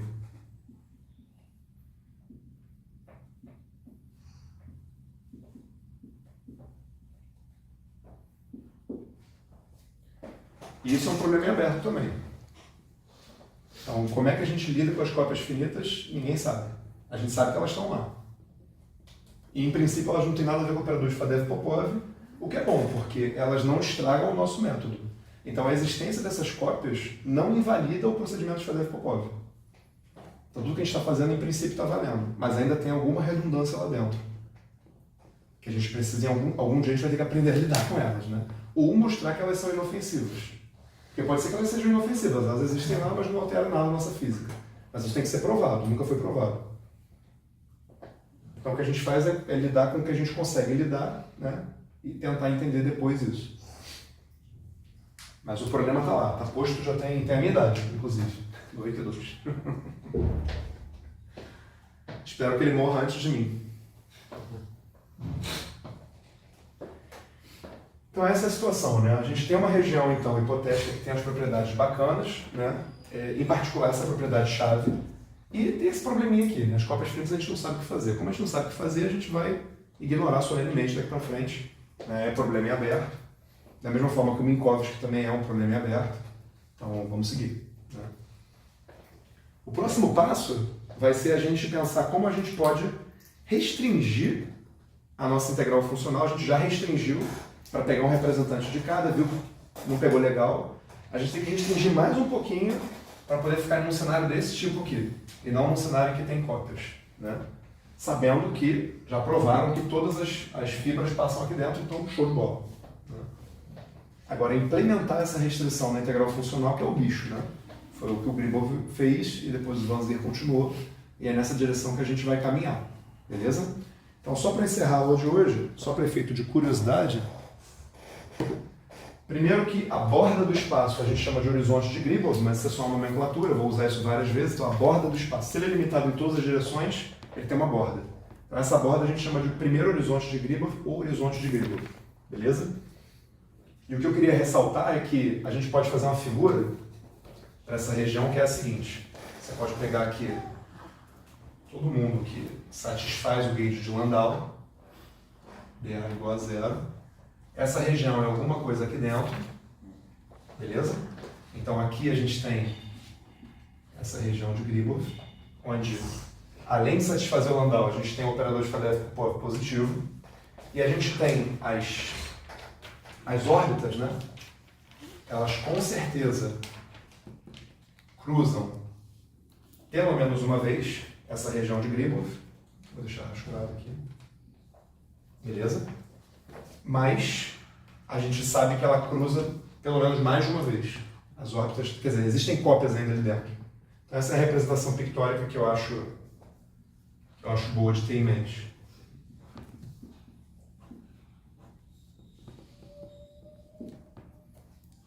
Então você tem a região aqui dentro e ela cruza. Pergunta: será que dá para restringir ainda mais de tal forma que a gente se livre? Vou tentar, que a minha capacidade de desenhar é... E se a gente conseguisse encontrar um subconjunto menor? Eu ter rachurado atrapalhou o desenho, né? A próxima vez eu não vou fazer isso não. Mas você tem um círculo grande que é a região de Gribov. Eu agora fiz aqui como se fosse um elipsoidezinho, pegando só essa cópia, deixando essa de fora. Será que eu consigo reduzir ainda mais a minha região para jogar fora também as cópias finitas, ficar só com uma realmente por classe, né? Então, essa região aqui que eu acabei de desenhar é a chamada região modular fundamental.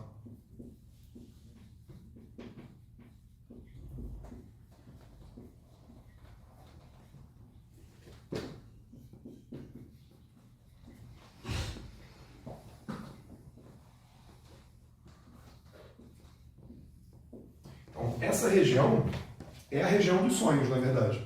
Essa sim, tem só um representante por órbita, não tem nenhuma cópia de nenhum tipo, né?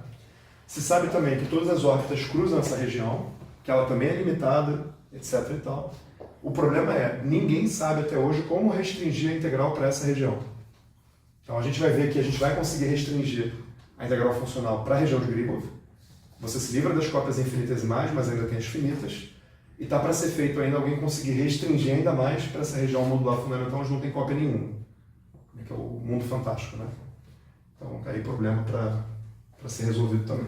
Então, já se sabe que tem essa região, só não se sabe fazer a restrição. Beleza? Então, é isso. A partir de amanhã, a gente começa a ver como restringir a integral funcional para a região de Gribov. Beleza? Muito obrigado. Dúvidas?